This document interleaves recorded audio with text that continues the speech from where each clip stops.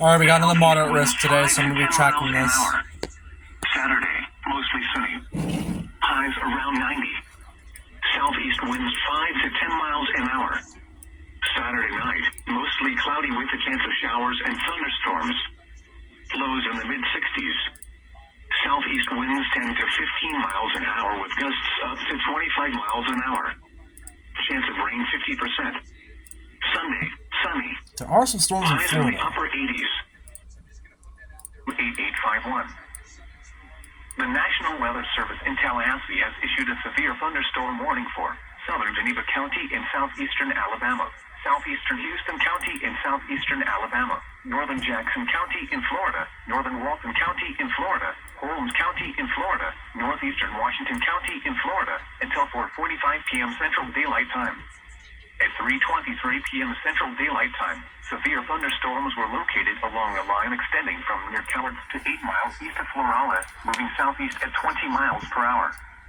Hazard, 60 miles per hour wind gusts and penny-size hail. Source, radar indicated. Impact, expects damage to roofs, siding, and trees. Locations impacted include Cottonwood, Decuniac Springs, Bonifay, Geneva, Mariana, Chipley, Graceville, Dothan, Hartford, Taylor, Ashford, Slocum, Eglin Air Force Base, Union, Liberty, Malone, Malvern, Rehoboth, Cottondale, and Greenwood. For your protection, move to an interior room on the lowest floor of a building. To report severe weather, contact your nearest law enforcement agency. They will send a report to the National Weather Service office in Tallahassee. Repeating, a severe thunderstorm warning has been issued until 4:45 p.m. Central Daylight Time for the following county: Jackson, Florida. The National Weather Service in Tallahassee has issued a flash flood warning for Brooks County in Georgia, Lowndes County in Georgia, Thomas County in Georgia, until 7:15 p.m. Eastern Daylight Time. At 3:40 p.m. Eastern Daylight Time, local law enforcement reported thunderstorms So producing we got heavy some rain across destructives the Warren area. and some Flash consideratives. flooding is already occurring. Several roads are flooded in Thomas, Brooks, and Lowndes counties. Hazard, flash flooding caused by thunderstorms. Source, law enforcement reported. Impact, flash flooding of small creeks and streams, urban areas, highways, streets, and underpasses, as well as other poor drainage and low-lying areas. Some locations that will experience flash flooding include Quitman, Valdosta, Thomasville, Lake Park, Hayhira, Boston, Ocklackney, Abo, Coolidge, I-75 at Exit 16, Moody Air Force Base, Remerton, Dasher, Morven, Barway, Brooks Company Airport, Dixie, Pukuk, Blue Springs, and Oaklaw. Turn around, don't drown when encountering flooded roads.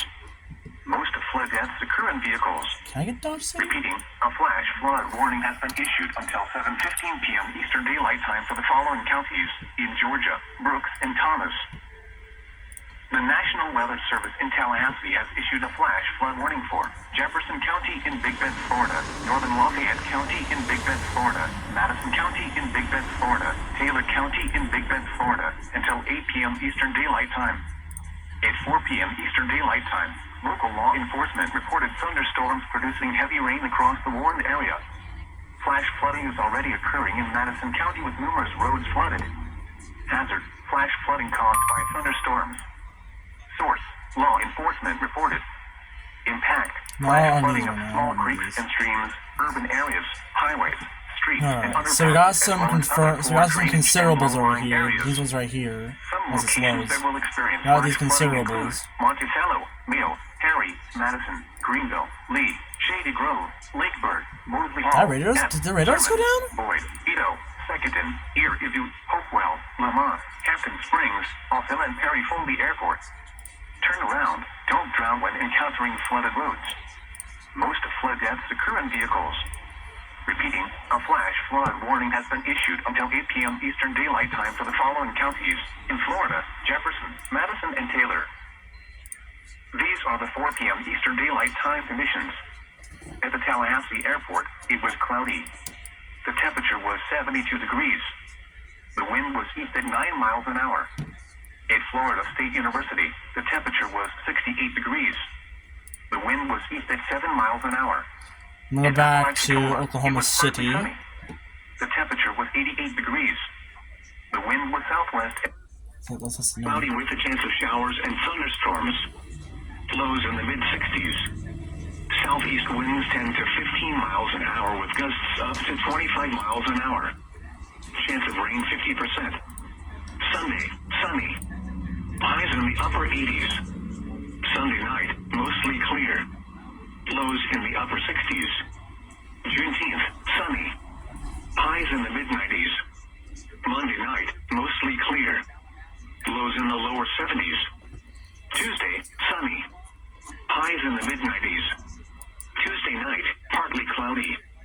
Lows in the lower 70s. Wednesday, mostly sunny. Highs in the mid-90s. Wednesday night, partly cloudy. A slight chance of showers after midnight. Lows in the lower 70s. Chance of rain 20%. Thursday, mostly sunny. Highs in the lower 90s. You are listening to Oklahoma City Weather Radio, and here are 3 p.m. weather observations.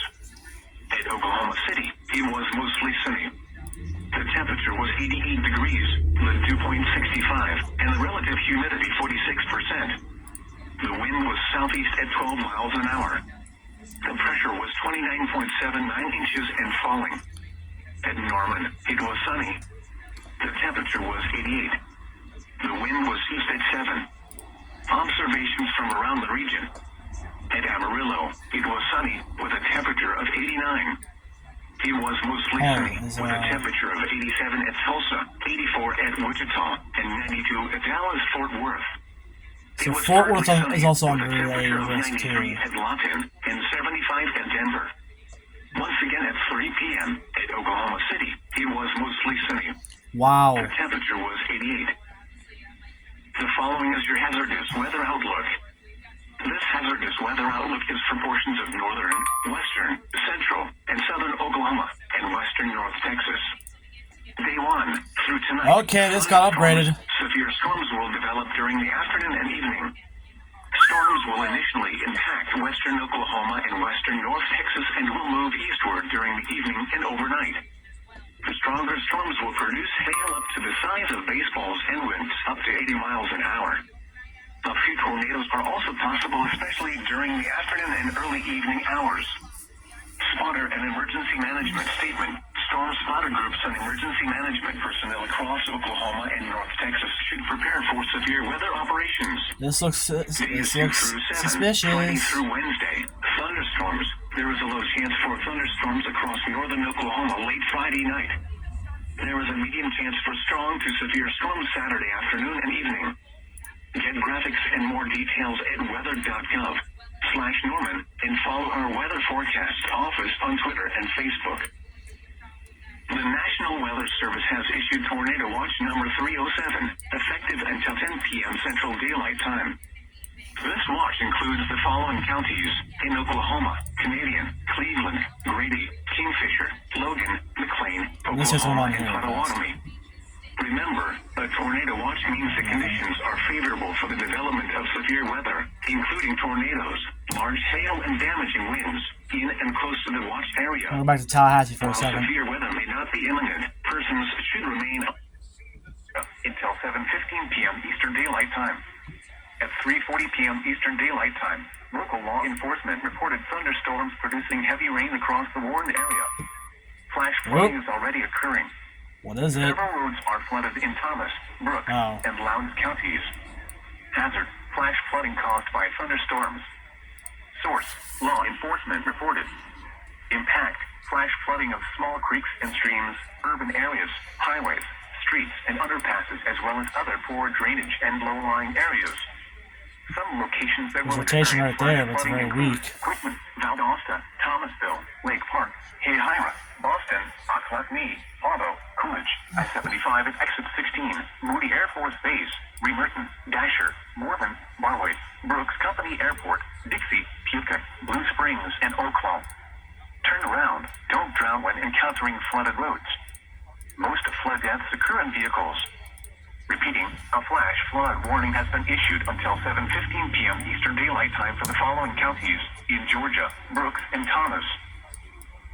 The National Weather Service in Tallahassee has issued a flash flood warning for Jefferson County in Big Bend, Florida, northern Lafayette County in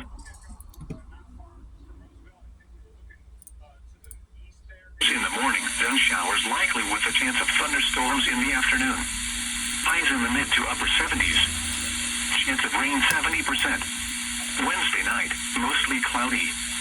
A chance of showers with a slight chance of thunderstorms in the evening, then a chance of showers after midnight. Ooh, okay. Lows in the lower 60s. Chance of rain 50%. Urban areas, highways. That's gonna go off in a minute. underpasses, It's as gonna go well off as in a other minute. poor drainage and low-lying areas. Some locations that will experience flash flooding include Monticello, Mayo, Harry, Madison, Greenville, Lafayette and Lee, Taylor. Shady What is Grove, that near? Lakebird, Mosley Hall, F, Sermon. There we go.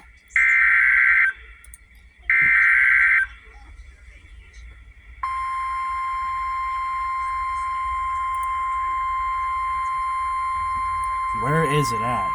Be specific. Oh, right there. The National Weather Service in Tallahassee has issued a severe thunderstorm warning for Lafayette County in Big Bend, Florida, Taylor County in Big Bend, Florida, until 6 p.m. Eastern Daylight Time. At 4:44 p.m. Eastern Daylight Time, a severe thunderstorm was located 16 miles west of Perry, moving east at 30 miles per hour. Hazard, 60 miles per hour wind gusts. Source, radar indicated. Impact, expects damage to roofs, siding, and trees.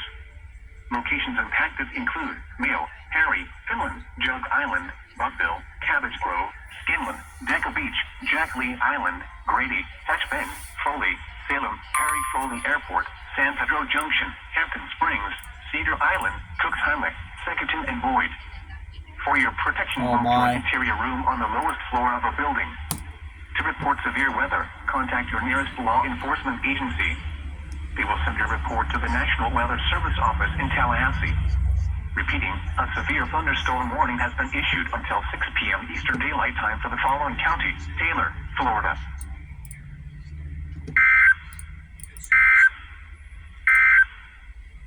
The National What's Weather going on Service in here? Tallahassee has issued a flash flood warning for Jefferson County in Big Bend, Florida, northern Lafayette County in Big Bend, Florida, Madison County in Big Bend, Florida, Taylor County in Big Bend, Florida, until 8 p.m. Eastern Daylight Time.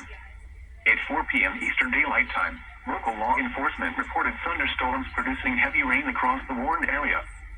Flash flooding is already occurring in Madison County with numerous roads flooded. Hazard, Oh my. flash flooding caused by thunderstorms. Source, law enforcement All right. reported. Impact, flash flooding of small creeks and streams, urban areas, highways, streets, and underpasses, as well as other poor drainage and low-lying areas.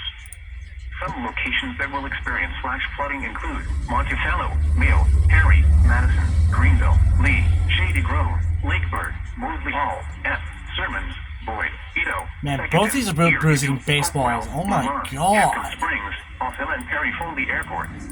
Turn around. Don't drown when encountering Oh, let's go to flooded roads. GSP. Most flood deaths occur in vehicles. Repeating, a flash flood warning. In the specific location where it occurred.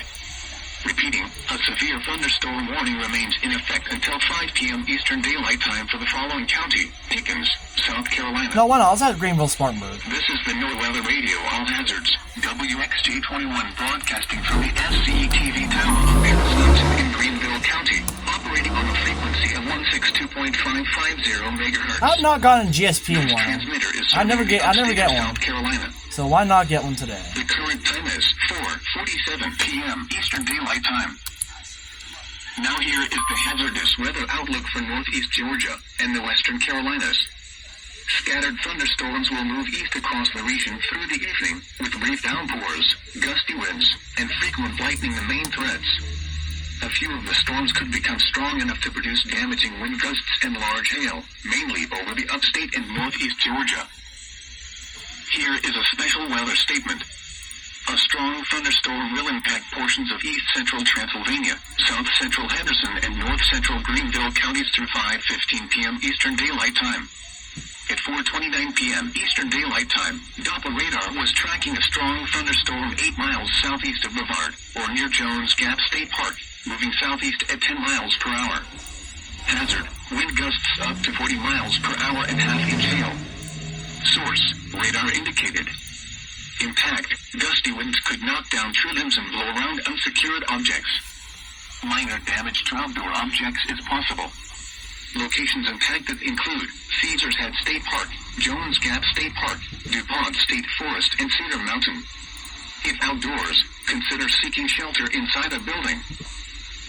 The National Weather Service in Greenville-Spartanburg has issued a severe thunderstorm warning for southwestern Pickens County in upstate South Carolina until 5:30 p.m. Eastern Daylight Time. At 4:36 p.m. Look at the Eastern storm. Daylight Time, I think it may get extended was again. located 8 miles southwest of Pickens, or near 6 Mile, moving southeast at 15 miles per hour. Hazard, 60 miles per hour wind gusts and quarter-size hail. Source, radar indicated. Impact, minor hail damage to vehicles is expected. Expect wind damage to trees and power lines. Locations impacted include Clemson, Central, Liberty, Norris, and 6 Mile. For your protection, move to an interior room on the lowest floor of a building. Which station is Please it? report damaging winds, hail, or flooding to the National Weather Service by calling toll-free 1-800-267-8101 or by posting on our Facebook page or tweet it using hashtag NWSGSP. Your message should describe the event and what was that specific one? location where it occurred. Repeating, a severe thunderstorm Another warning one? has been issued until 5:30 p.m. Eastern Daylight Time for the following county: Pickens, South Carolina. The severe thunderstorm Oh, there's a new warning tornado for watch East Central in County Texas. is canceled. The severe thunderstorm which prompted the warning has moved out of the warned area. I have no idea which station to go Therefore, for the warning has been for that one. canceled. A severe thunderstorm Wait, I know which one to go until on. 5 p.m. Eastern Daylight Time for West Central Pickens County. At 4:37 p.m. Eastern Daylight Time, a severe thunderstorm was located 7 miles southwest of Pickens, or near 6 Mile, moving southeast at 15 miles per hour. Hazard, 60 miles per hour wind gusts and quarter-size hail. Source, radar indicated. Impact, minor hail damage to vehicles is expected. Expect wind damage to trees and power lines. Locations impacted include Lake Keowee. For your protection, move to an interior room on the lowest floor of a building. Please report damaging winds, hail, or flooding to the National Weather Service by calling toll-free Oh, perfect. 1-800-267-8101 or by posting on our Facebook page or tweet it using hashtag NWSGSP. Perfect. Your message should describe the event and the specific location where it occurred. Repeating, a severe thunderstorm warning remains in effect until 5 p.m. Eastern Daylight Time for the following county: Pickens, South Carolina. This is the NOAA Radio All Hazards, WXJ21 broadcasting from the SCE-TV tower on Paris Mountain in Greenville County, operating on a frequency of 162.550 megahertz. This transmitter is serving the upstate of South Carolina. The current time is 4:51 p.m. Eastern Daylight Time. This is the NOAA Radio All Hazards, WXJ21 broadcasting from the SCE-TV tower on Paris Mountain in Greenville County. There we go.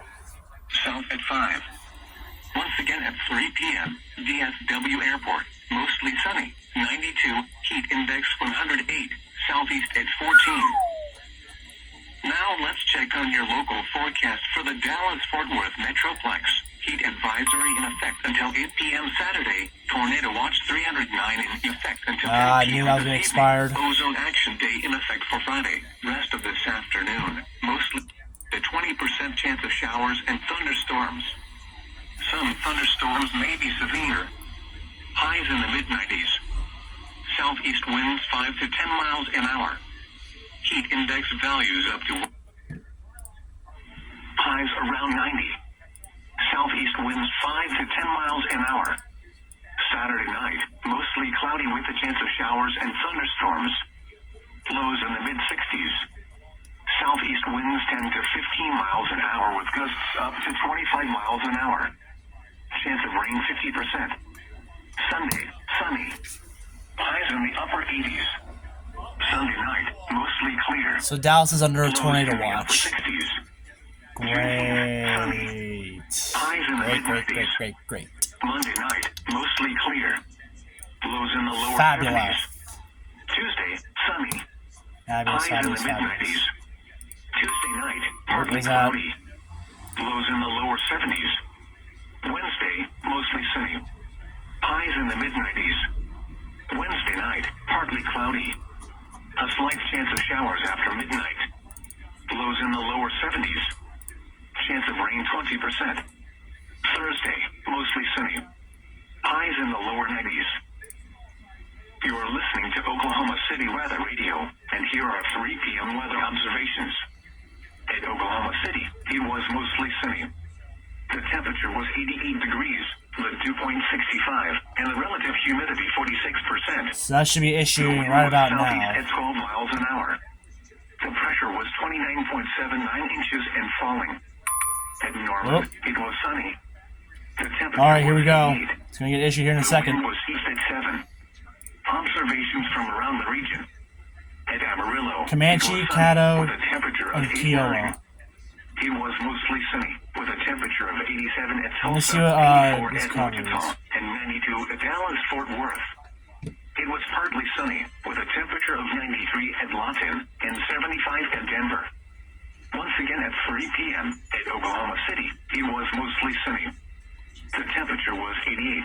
WXK 46. The following is your hazardous weather outlook.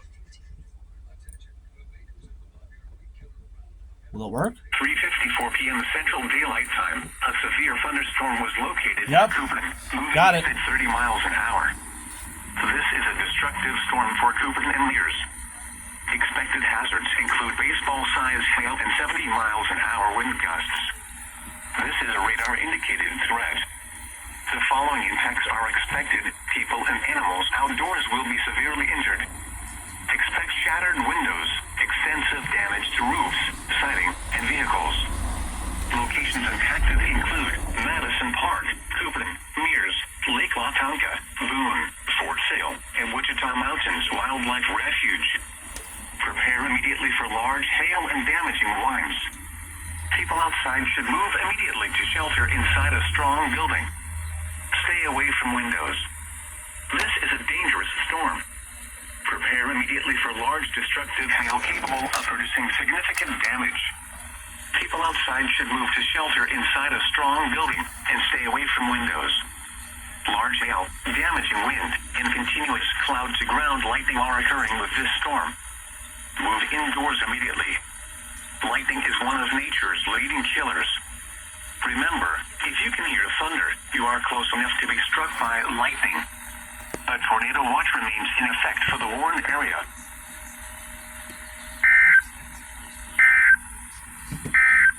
Alright. A severe thunderstorm warning remains in effect until 4:15 p.m. Central Daylight Time for northeastern Kiowa County. At 3:50 p.m. Central Daylight Time, a severe thunderstorm was located 6 miles north of Roosevelt, moving east at 30 miles an hour. Hazard, golf ball-sized hail and 70 miles an hour wind gusts. Severe weather has been reported by the public. Impact, people and animals outdoors will be in. Where's the Tallahassee? Tornado watch number 303 has been allowed to expire for the following counties in Georgia: Brooks, Decatur, Grady, Seminole, and Thomas. You are listening to NOAA Weather Radio Station KIH-24 in Tallahassee, Florida, operating 24 hours a day on a frequency of 162.40 megahertz. This broadcast originates from your National Weather Service office in Tallahassee, Florida. The latest weather and forecast information can also be accessed by calling our automated forecast line at 850-942-8851. The National Weather Service in Tallahassee has issued a severe thunderstorm warning for southern Geneva County in southeastern Alabama, southeastern Houston County in southeastern Alabama, northern Jackson County in Florida, northern Walton County in Florida, Holmes County in Florida, northeastern Washington County in Florida, until 4:45 p.m. Central Daylight Time. I'm going to go back to GSP. At 3:23 p.m. Central Daylight Time, severe thunderstorms were located along a line extending from near Cowards to 8 miles east of Florala, moving southeast at 20 miles per hour. Allowed to expire. Repeating, the severe thunderstorm warning has been allowed to expire for the following county: Pickens, South Carolina. Oh.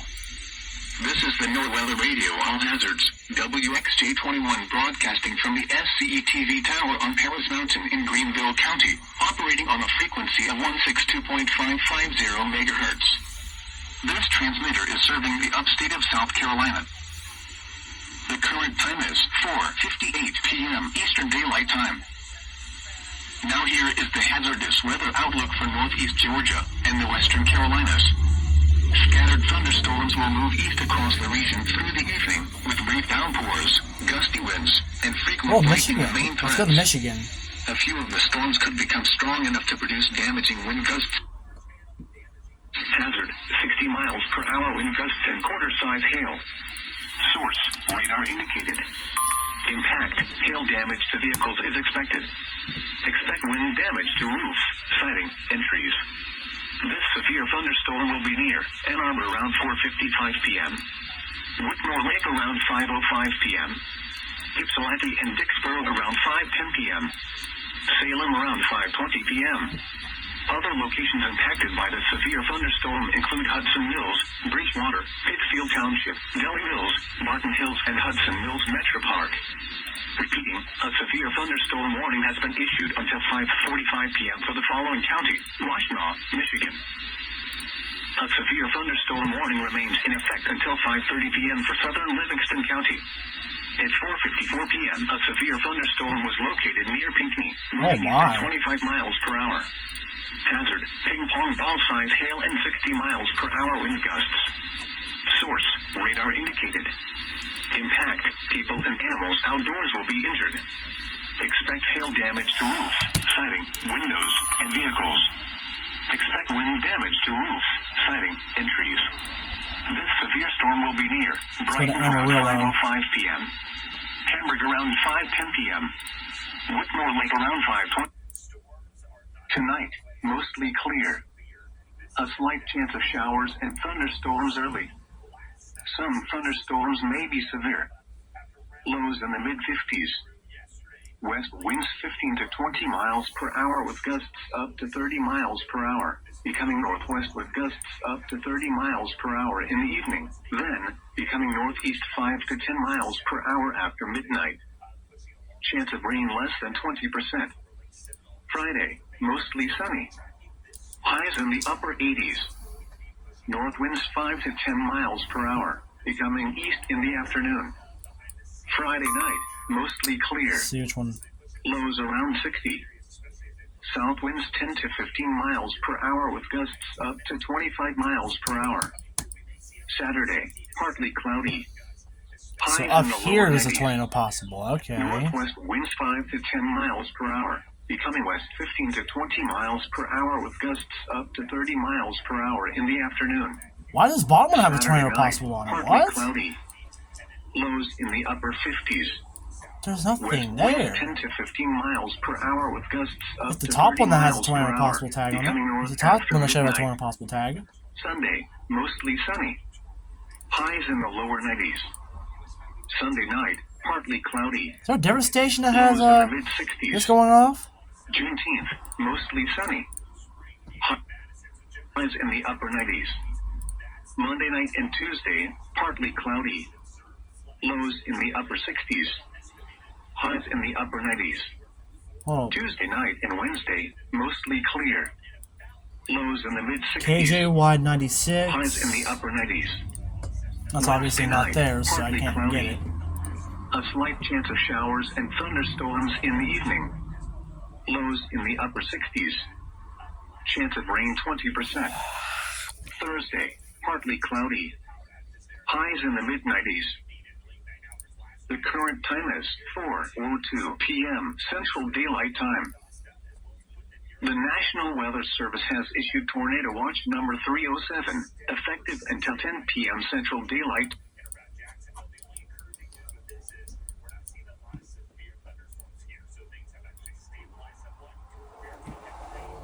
Let's go down to... Let's go back to GSP.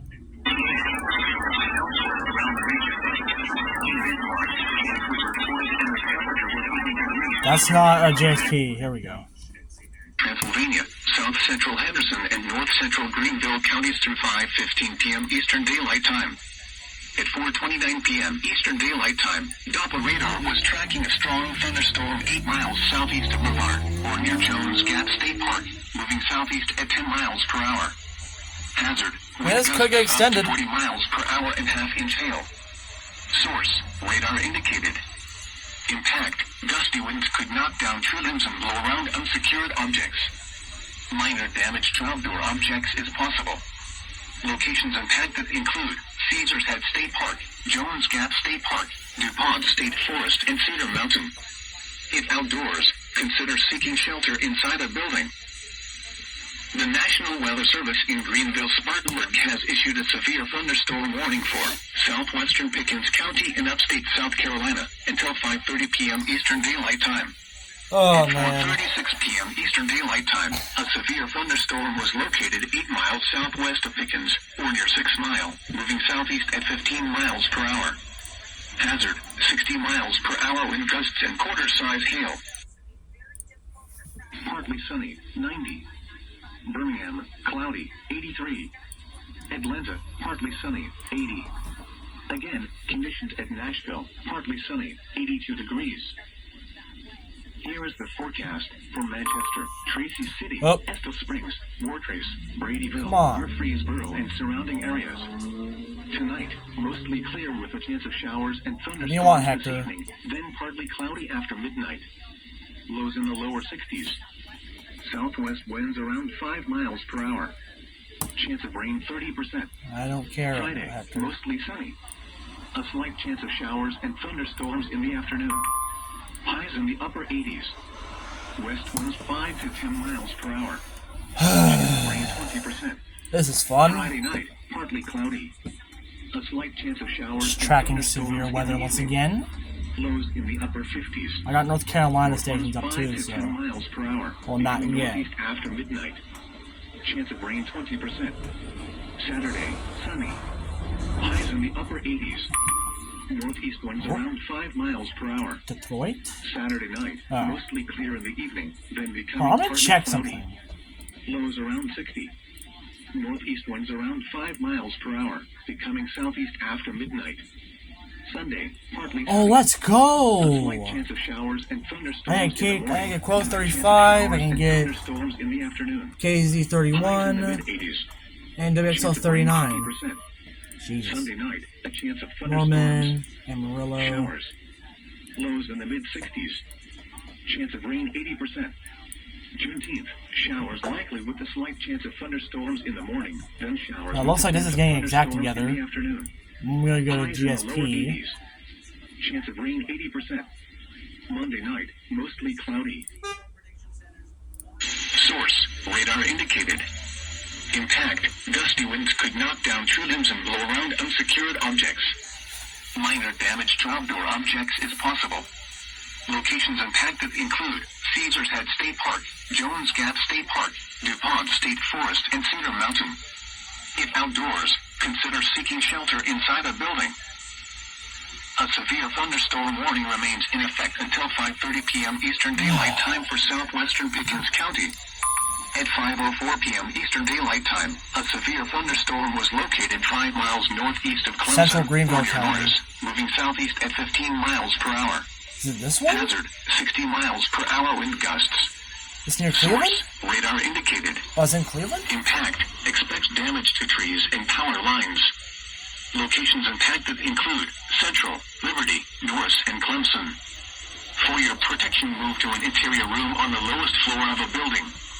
Please report damaging winds, hail, or flooding to the National Weather Service by calling toll-free 1-800-267-8101 or by posting on our Facebook page or tweet it using hashtag NWSGSP. Your message should describe the event and the specific location where it occurred. Repeating, a severe thunderstorm warning remains in effect until 5:30 p.m. Eastern Daylight Jesus. Time for the following county: Pickens, South Carolina. This is the NOAA Radio All Hazards, WXJ21 broadcasting from the SCETV Tower Anderson on Paris County. Mountain in Greenville County, operating on a frequency of 162.550 megahertz. So right here. So this one's going this transmitter way. is serving the upstate of South Carolina. The current time is 5:08 p.m. Eastern Daylight Time. Oh, Now here is the hazardous weather outlook for northeast Georgia and the western Carolinas. Scattered thunderstorms will move. got it right on time. Got it right on time.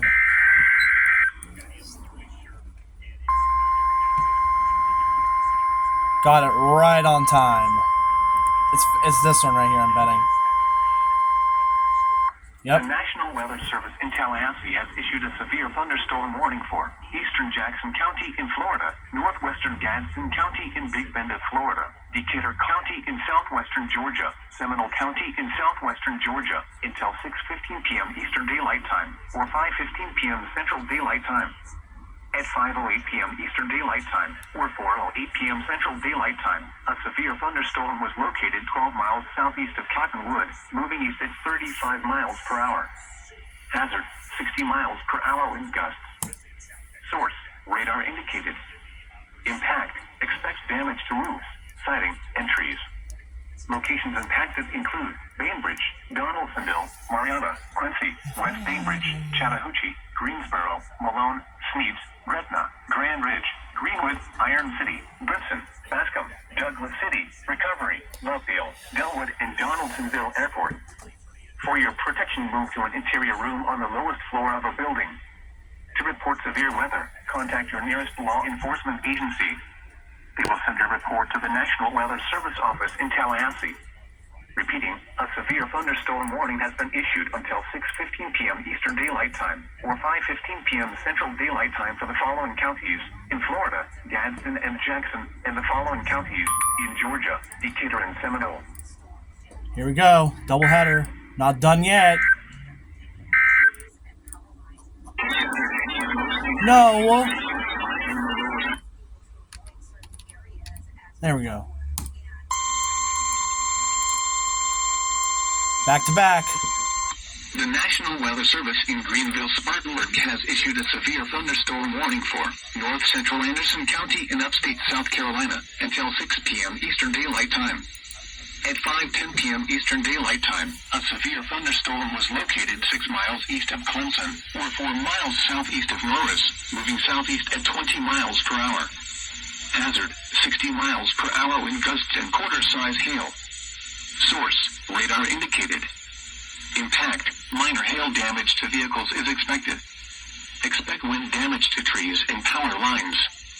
Locations impacted include North Lake. For your protection, move to an interior room on the lowest floor of a building. Please report damaging winds, hail, or flooding to the National Weather Service by calling toll-free 1-800-267-8101 or by posting on our Facebook page or tweet it using hashtag NWSGSP. Your message should describe the event and the specific location where it occurred. Repeating, a severe thunderstorm warning has been issued until 6 p.m. Eastern Daylight Time for the following county, Anderson, South Carolina.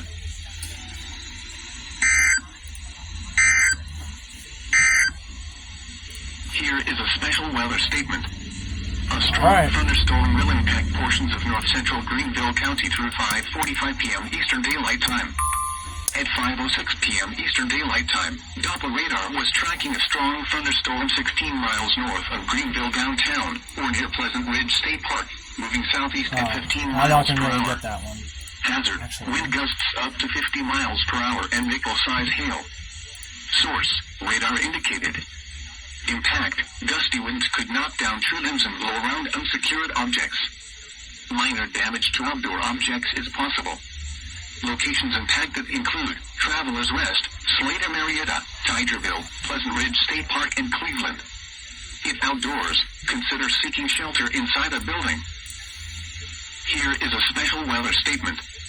A strong thunderstorm will impact portions of north central Anderson County through 6 p.m. Eastern Daylight Time. At 5:07 p.m. Eastern Daylight Time, Doppler radar was tracking a strong thunderstorm 6 miles northeast of Clemson, or near Norris, moving southeast at 20 miles per hour. Hazard, wind gusts up to 50 miles per hour and nickel-size hail. Source, radar indicated. Impact, gusty winds could knock down tree limbs and blow around unsecured objects. Minor damage to outdoor objects is possible.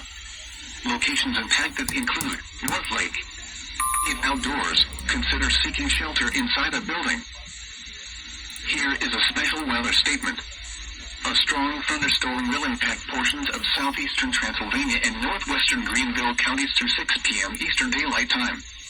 At 5:12 p.m. Eastern Daylight Time, Doppler radar was tracking a strong thunderstorm 6 miles south of Brevard, or 5 miles northwest of Caesars Head State Park, moving south at 10 miles per hour. Hazard, wind gusts up to 40 miles per hour and half-inch hail. Source, radar indicated. Impact, gusty winds could knock down tree limbs and blow around unsecured objects. Minor damage to outdoor objects is possible. Locations impacted include Caesars Head State Park, Conisty, and Cedar Mountain. If outdoors, consider seeking shelter inside a building. The National Weather Service in Greenville, Spartanburg has issued a severe thunderstorm warning for North Central County in upstate South Carolina.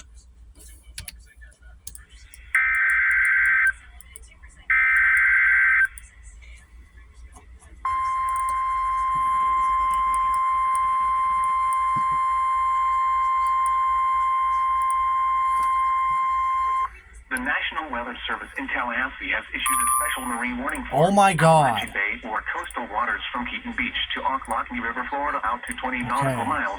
Coastal waters from Ocklawackee River to Apalachicola, Florida, out to 20 nautical miles. Coastal waters from Swampy River to Keaton Beach, out 20 nautical miles. Waters from Swampy River to Apalachicola, Florida, from 20 to 60 nautical miles until 8:15 p.m. Eastern Daylight Time. At 5:14 p.m. Eastern Daylight Time, strong thunderstorms were located along a line extending from 29 nautical miles northeast of Buckeye Reef to 9 nautical miles north of Marker 24 Barge to near Apalachicola, moving east at 20 knots. Hazard, wind gusts 34 knots or greater. Source, radar indicated.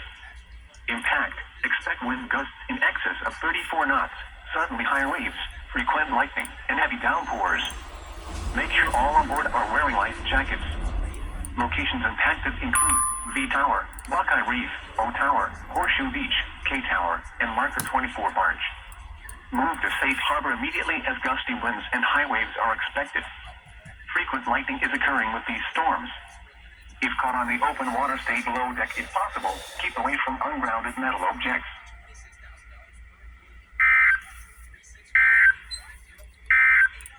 Jesus. Tornado watch number 303 has been canceled for the following counties. In Florida, Calhoun, Franklin, Gadsden, Jackson, Let's go back to let's go to Oklahoma. Liberty, Madison, and Wakulla. The wind was east at 13. Observations from around the region. Let's go to Florida. Let's go to Florida again. With a temperature of 89. Or this one, actually. Winds 15 to 20 knots with gusts up to 30 knots. Jesus. Waves around 2 feet. Showers Oh, another one. For tonight.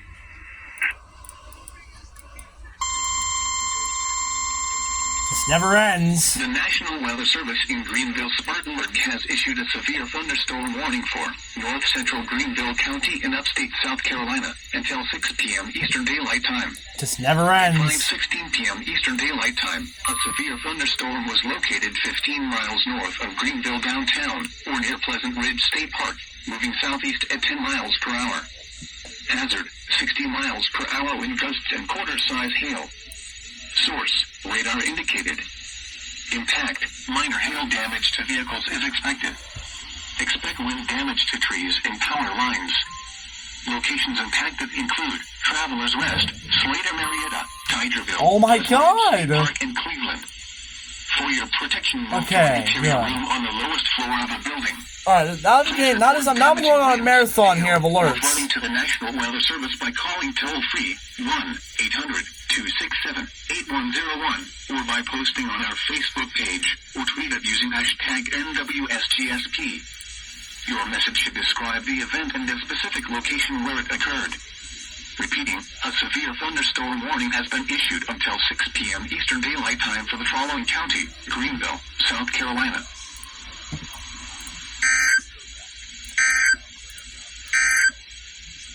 A severe thunderstorm warning remains in effect until 5:30 p.m. Eastern Daylight Time for South Central Pickens County.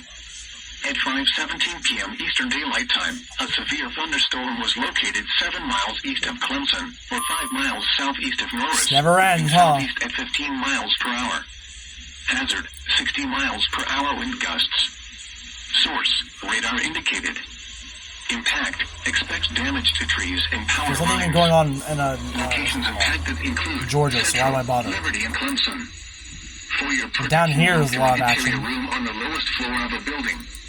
Ooh, tornado warning. Hail or flooding to the National Weather Service by calling toll-free 1-800-267-8101 I can't get that, or unfortunately. by posting on our Facebook page or tweet us using hashtag NWSGST. Yeah, I can't get it. Your message should describe the event and the specific Tornado location and where it baseballs. occurred. Tornado and baseballs. A severe thunderstorm warning remains in effect until 5:30 p.m. Eastern Daylight Time. Let's see what it looks like on Vickers, velocity. South Carolina. This is the NOAA. I'm gonna shut this up for a second. Alright, so what does it look like on velocity? It looks like nothing! Where is it near? Where does it say it's near? Over Adams. So is that it? That must be it right there. That's a weak ass rotation. That is very weak. Oop.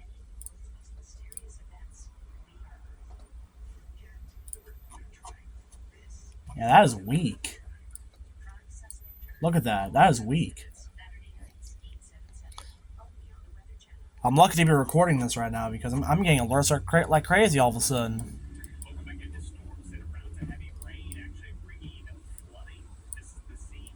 What was this? Oh my god.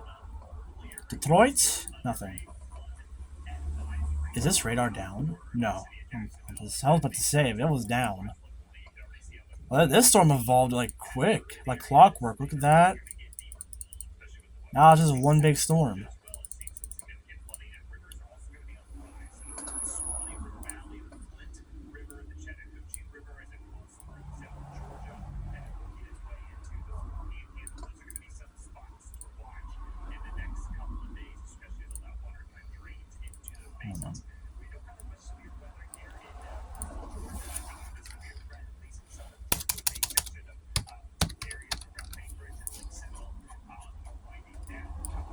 Alright, this feature right here is looking suspicious.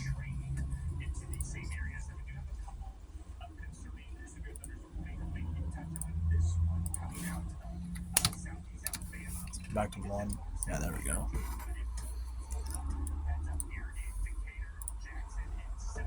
Yeah, there's a feature here where it looks really suspicious. But it's not SVR warned. I mean, it's not tornado warned, I meant. Alright, where is this radar at? I need to find the radar that covers this one. Oh, it's this one, okay. Okay. Back to that.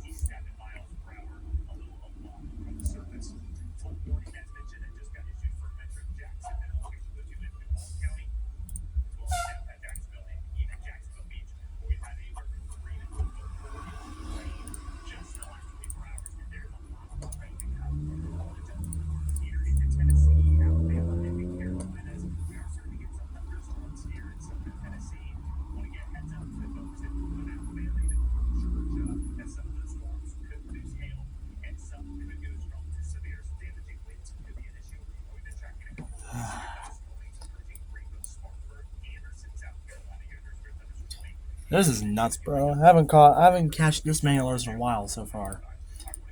In one day. So far we're at 6. In one day.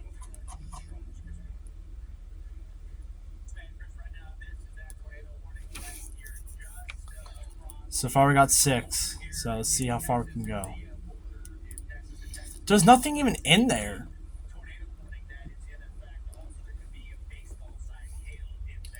Even SRV, so normal just shows nothing. It's just bogus.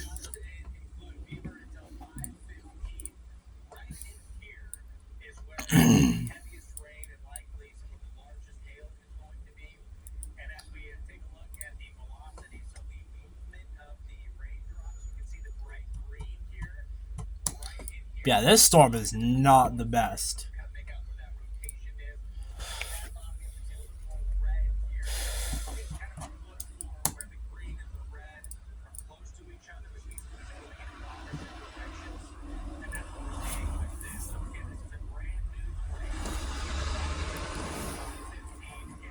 Yeah, if you're wondering how my camera is actually up right now, let me show you. Yes. It's not that much of a setup, but hey, it'll do. Yeah, look at that. Oh, God. Ooh, Oklahoma City. Hazard, 60 miles per hour wind gusts and quarter. Oh, that's for Lawton. A severe thunderstorm was located over northwestern Fort Sale, moving east at 35 miles an hour. This is a destructive storm for Mears, Fort Sale, and Lawton. Expected hazards include baseball-sized hail and 70 miles an hour wind gusts. This is a radar-indicated threat. The following impacts are expected. People and animals outdoors will be severely injured. Expect shattered windows, extensive damage to roofs, siding, and vehicles. Locations impacted include Lawton, Cache, Elgin, Fletcher, Sterling. Oh, Lawton's gonna get smacked. Mears, Lake Ellsworth, Lake Watonka, and Wichita Mountains Wildlife Refuge. Remain alert for a possible tornado. Tornadoes can develop quickly from severe thunderstorms. If you spot a tornado, go at once into the basement or small central room in a sturdy structure. Prepare immediately for large hail and damaging winds. People outside should move immediately to shelter inside a strong building. Stay away from windows. This is a dangerous storm. Prepare immediately for large Oh my God. hail capable of producing significant damage. I'm just going to Detroit People now. outside should After move to this one. shelter inside a strong building and stay away from windows. Large hail, damaging wind, and continuous cloud-to-ground lightning are occurring with this storm. Move indoors immediately. Lightning is one of nature's leading killers. Remember, if you can hear thunder, you are close enough to be struck by lightning. This is just too much, man. A tornado watch remains in effect for the warned So this is area. now number 7. I go to Detroit.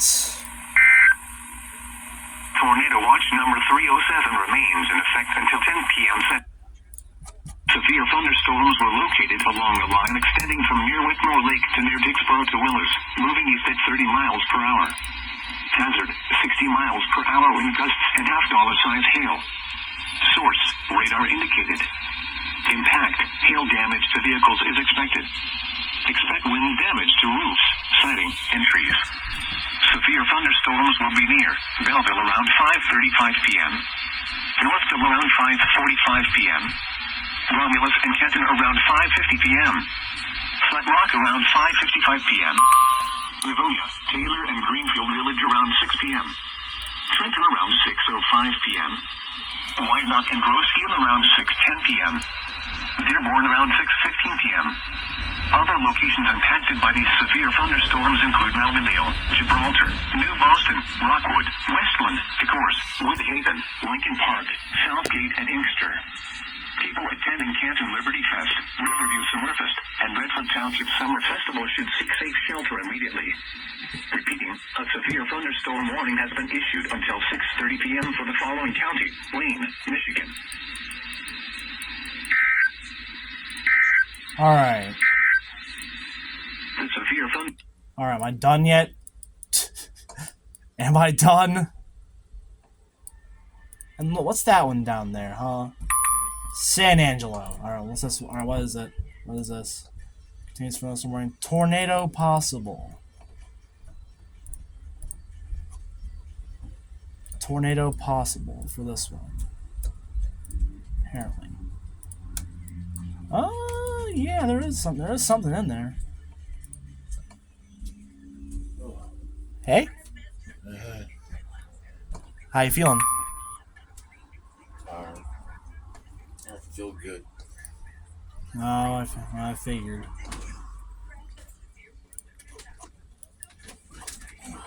There's a lot of severe weather going on today. When I say a lot, I mean lots. I've already caught 8 alerts today.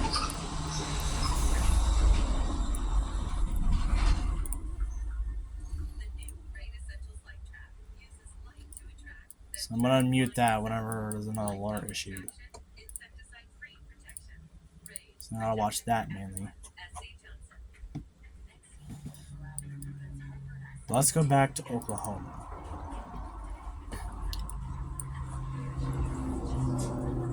Oh, there's something near Lawton.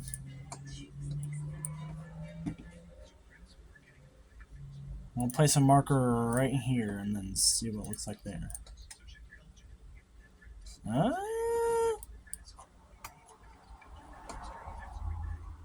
Maybe something like right here. That's going right towards Lawton.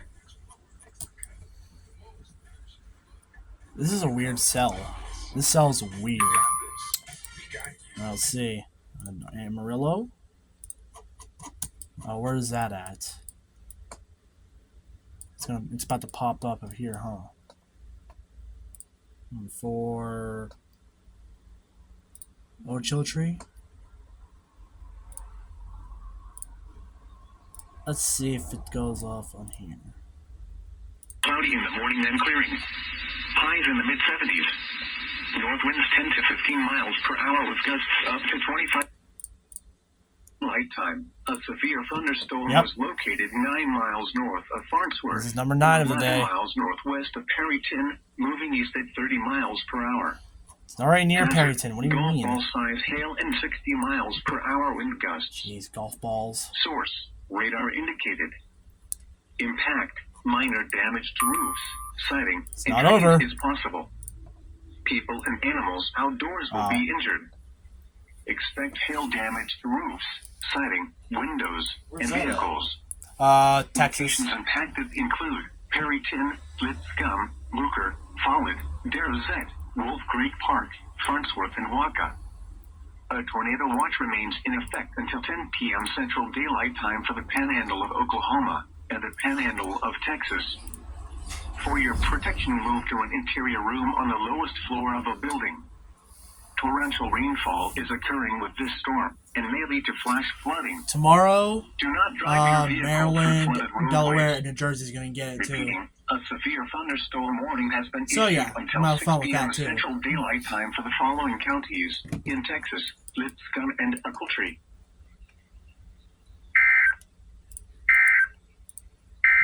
So you go to San The Angelo. National Weather Service in Amarillo has issued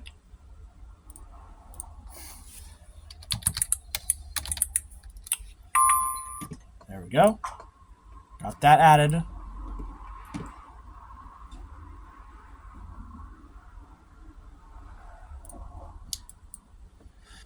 Jeez. Crazy, crazy, crazy day so far. Yeah, like I've caught like maybe like 9 or 10 alerts so far today. And now there's one in Ohio, I think. No, Indiana. Okay, let's get that one then. That's my next one. Lipscomb, Luker, So that Follett, would be Darrozette, Wolf Creek. Indianapolis? Remember why you became a nurse? You wanted to help people. No. And girl, you're just...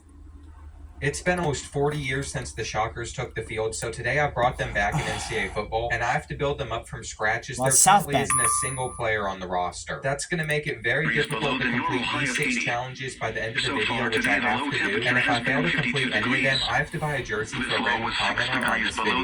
Now, to make the rebuild even harder, I can only play 3 regular season games a year, and I better put together a good recruiting class, because these will be the only players that will be on our team. I can't really be picky because we need every player Look on at the team. that! Jarrett Williams is really weird. There's a deal breaker causing him not to want to come to the school. That is a and it's pretty mean hail challenging and call. won't be an issue. Going into next season, we literally have 0 players that are going to be on the team. So I'm not quite sure what's repelling him, but I'm just going to continue to search for gyms as I'm finding quite a few. Well, after getting super lucky and finding multiple gyms and these 2 receivers and putting together a pretty solid recruiting board all around, if we can get all of these guys, I think we'll be decent next year. And by decent, I just mean a team that can win a game. What station By is that? mid-season, I'm hoping we've at least just landed our first recruit, and it's time for the moment of truth. I'm just going to scroll down, and there he is. Quarterback Leo Daughtry is the first player to go ahead and commit to the program, and by week 10, I'm really starting to fill out some of the positions that need to be filled next year. So it's like WXJ for 50 years. Some of them are really good. For example, kicker Justin Adams will probably play as both a kicker and a punter for us. Junior Juco Stephen Rankin has a stunning 94 speed. We even got 4-star 80 overall Nate Tolbert, and I'd love to pair him with Todd Pino, but LSU jumped into the race, and I think we're going to lose out on him. Also, we're in the American Conference to start this rebuild, but if we can win a conference championship, that's how we get invited into the Big 12 to complete that challenge. With a few weeks left in the regular season, I've signed even more people, getting our total up to 18, but the name that we really want to bring to the program is Todd Pino, and LSU is getting very close. By week 15, they finally took a lead, but they didn't get him to commit, so fortunately for us, we're going into one final recruiting period in the offseason, and we have a chance to get him if we just load up points on it. I'm hoping 6,000 is enough to get the 6-4 free, and now it's time for the moment of truth where we find out that we did get him. Now that is great news, and we did get the 29th best recruiting class in the country, but even though I feel like it is a really good one, there's only 21 players in here, so our team's going to be very, very tiny. We're going to have a lot of guys playing on both sides of the ball, and look at that, we got Derek Williams. Evidently, he realized he would get playing time here, and he's going to be our starting strong safety. Now, I'm not going to lie, this team is pretty rough. I have done the best that I can to try to move guys around and get them in the position they need to succeed, but there's a lot of positions where we literally just have nobody that can fill in that role. So there will be a lot of walk-ons coming in. We're taking a first look at all of the players we recruited, and this is the start of the Wichita State football program, so we're going to see how they end up doing. With the 31 additional walk-ons, the team is not looking good, but at least it is full of players. And going into season number 2, we need to recruit really well because we're 63 overall. It is not going to be easy to complete this rebuild, but if we can win one of our first games, that would be huge, and welcome to our stadium. For some reason, whoever created this custom team has put Wichita State inside a dome, and it is raining in here. I'm not quite sure how that's possible, but what's important is we're able to get them this terrible team.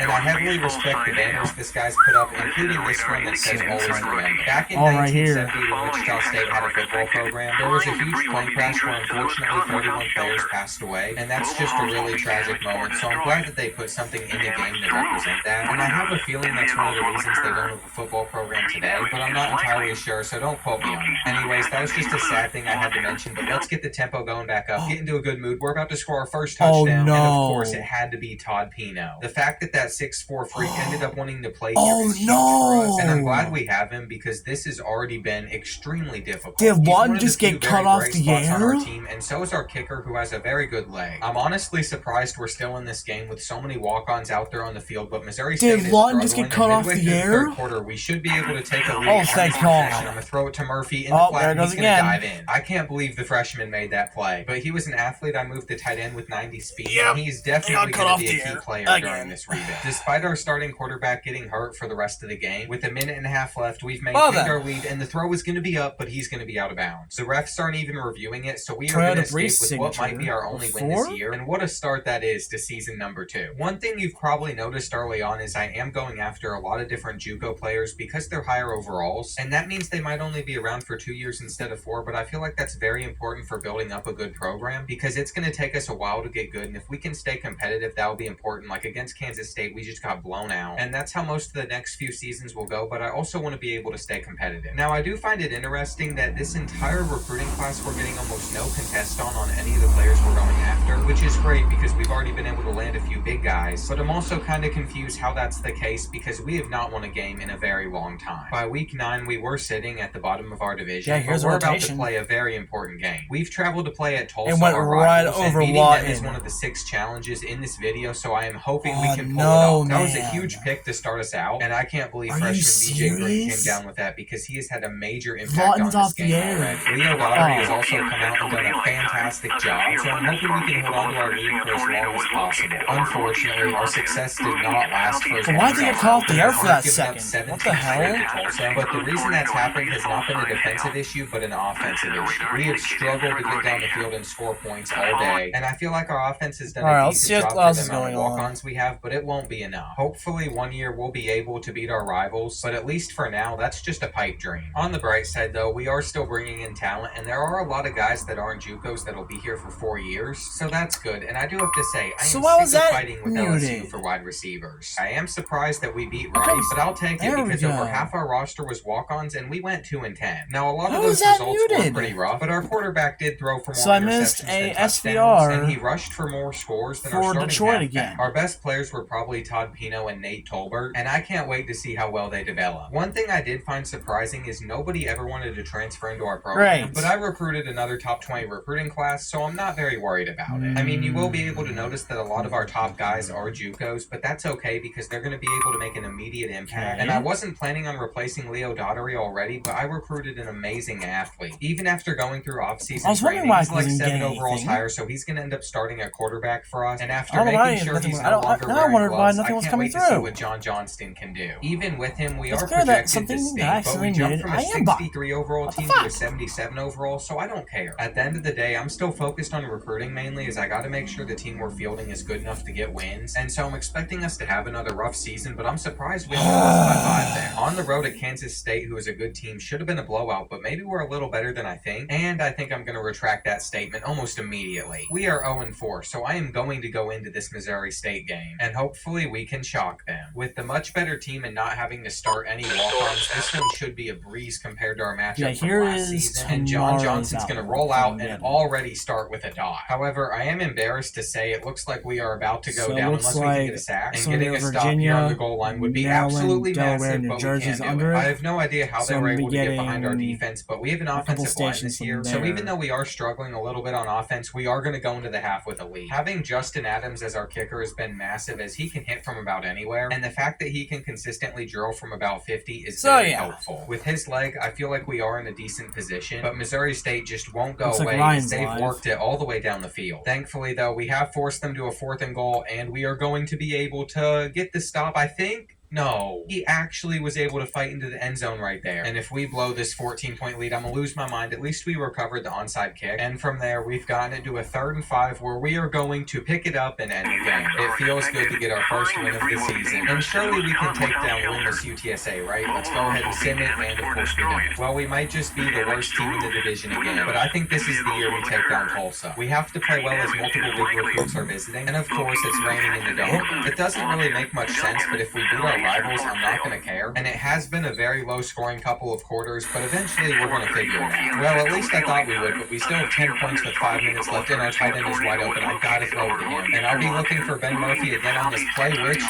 not going to catch. It probably would have been smarter to just hand it off, but that didn't work either, and we just fumbled the ball. You've got to be kidding me. Well, maybe one year we'll beat Tulsa, but it's not this year. And we still haven't completed a single video challenge. At least we're getting a lot of different types of players to commit to the school, and it's been a very challenging rebuild, but I think I've done a very good job with recruiting this far into it. Time will tell if we're ever able to turn it around, and look at that, we beat North Texas, but at the end of the day, we finished 2-10 again. I am going to cap this rebuild at 8 seasons, and we're already through 3, so I have 5 more to complete all 6 of those challenges, or else I'm giving away a jersey. While looking at the season stats, I noticed that we did have some injury issues, and because of that, nobody had any totals that were very impressive besides Todd Pino. Unfortunately, some of the JUCOs I recruited are already graduating, and we're losing BJ Green to the transfer portal. He had the first interception in this dynasty's history for us, but I really don't care, because after putting in a ton of work, I signed the number 3 recruiting class with Wichita State. That knocks off the first of 6 challenges in this video, and I know that we haven't had any success yet, but I feel like it has to be coming. Going into season 4 of 8, we're sitting at 83 overall, and due to that, we should be able to sim games like against Missouri State, which we're going to win. I think this could be a year where we make a bowl game, but we have to get through our first 2 games against the Kansas teams, and unfortunately, we lost to the Wildcats, and we're also going to lose to the Jayhawks. Maybe one year we'll beat them, but now we're playing a winless East Carolina at home. I'm expecting a win, which we don't get, and I'm starting to wonder if we're ever going to turn it around, as we just lost to FAU by a ton as well. I hate to say it, but this looks like it's going to be a repeat of the past couple of years as we lose to UTSA, and it's no wonder that we're struggling, as we're dealing with many different injuries. The only thing that can really turn around our season will be a win against our rivals, and you best believe I'm playing the game for anybody in attendance. We're both 1-5, meaning we're equally as bad, and that does give me a little bit of hope. I feel like we have enough talent to make something A happen. marine And how warning lucky now, Chris Marshall okay. just get wide open. I'm going to be able to Get run this the one fast, and yeah. we're going to get down inside the 10, putting us in a fantastic position to end the first quarter, though we are losing the football here, and you've got to be kidding me. There's no way that they are going to pick it up with this slow fat dude and take it back to the house. At least we are going to tackle him, but that was not the right angle to score. Fortunately, I don't think that's going to be the thing that makes us lose, as even though it was a very frustrating play, we're not out of it. In fact, we've gotten almost 3 times as many first downs as Tulsa has in the entire game, so although it might seem close, it has been pretty lopsided. With about 4 minutes left, they are on a 3rd and 10,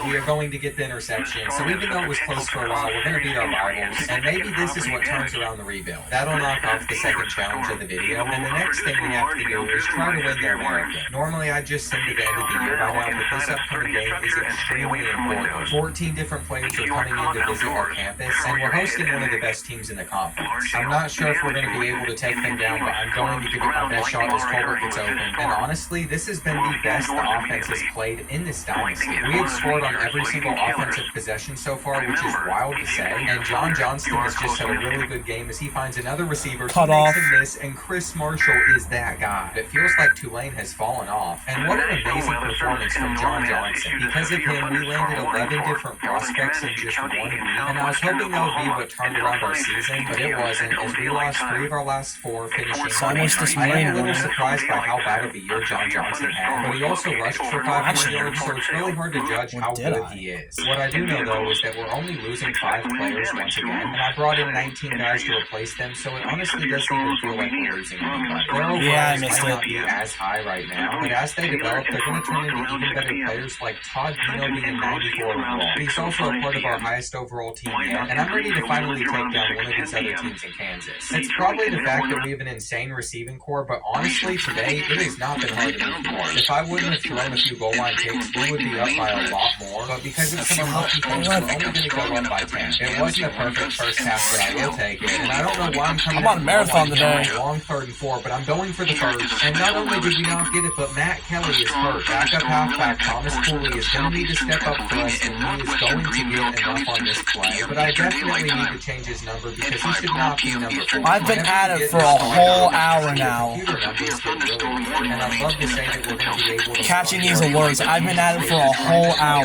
come back, and that throws out of the park. It did bring my attention, though, to how unique of a stadium Pop. Kansas State has, especially behind this end zone. You there, bro? And the fact that I know they're going to capture it like that for the new game makes me so excited. There not have done been yet. some issues with players trying to get more than the $500, but I don't think it'll end up turning into anything. And at the end of the day, if the new NCAA football game has to come with generic players, it You won't there, be bro? the end of the world. Someone will end up making a custom roster within the first week of release, and I'm just excited to see what EA's able to come up with. We're getting stops here, so as I've rambled on, we've gotten them to a 4th and goal, and that is going to be Oh it. my God. We're finally able to take down the Okay. Wildcats, and I'm hoping we can carry that momentum into our game against Kansas, which we are able to do. Now I'm Are you feeling there? extremely well about this season. How on earth did we just lose to FAU? Everything was going so well, and then we just fumbled that game away for no reason. So I'm glad we bounced back against East Carolina and at Memphis. Of course, we also beat Missouri Right there. State, and 5-1 at Okay. this point in the year is pretty good, but what'll make or break our season is going against Tulane. Last year, we did end up embarrassing them, but evidently they took that to heart as we are already starting out down 14-0. On top of that, I think the green wave paid off the refs, and it is not looking like it's going to be easy So for this us is to another make one this in game. Colorado. So we're going to throw it up to our big receiver, and he gets in. Nate Colbert made a great play there, but we haven't been able to stop this green my wave God. offense. If we don't start scoring soon, then we're in a lot of trouble. And out of frustration, There's no right Colorado now, we're station. up on 4th down, but we are going to have somebody open, and this is a huge pickup. If we didn't get that there, you could say it would have been game for us, but instead, we're getting the ball back before the half, and I know there's not much time left, but I'm going to go for the field goal anyway, and that's a terrible try. For a game that once seemed like it was over, we are going to end up 7 points. And I know Tulane has to be feeling the pressure right now, but we're going to give up a huge play, and they just keep scoring, so I'm not sure if we're able to keep up. This is a big 4th and 5 that we are fortunately able to pick up, but after getting in a long 3rd and 22, I think we're Only's about in done, goal. except we're not. Pino makes the play, and the senior wide receiver just came up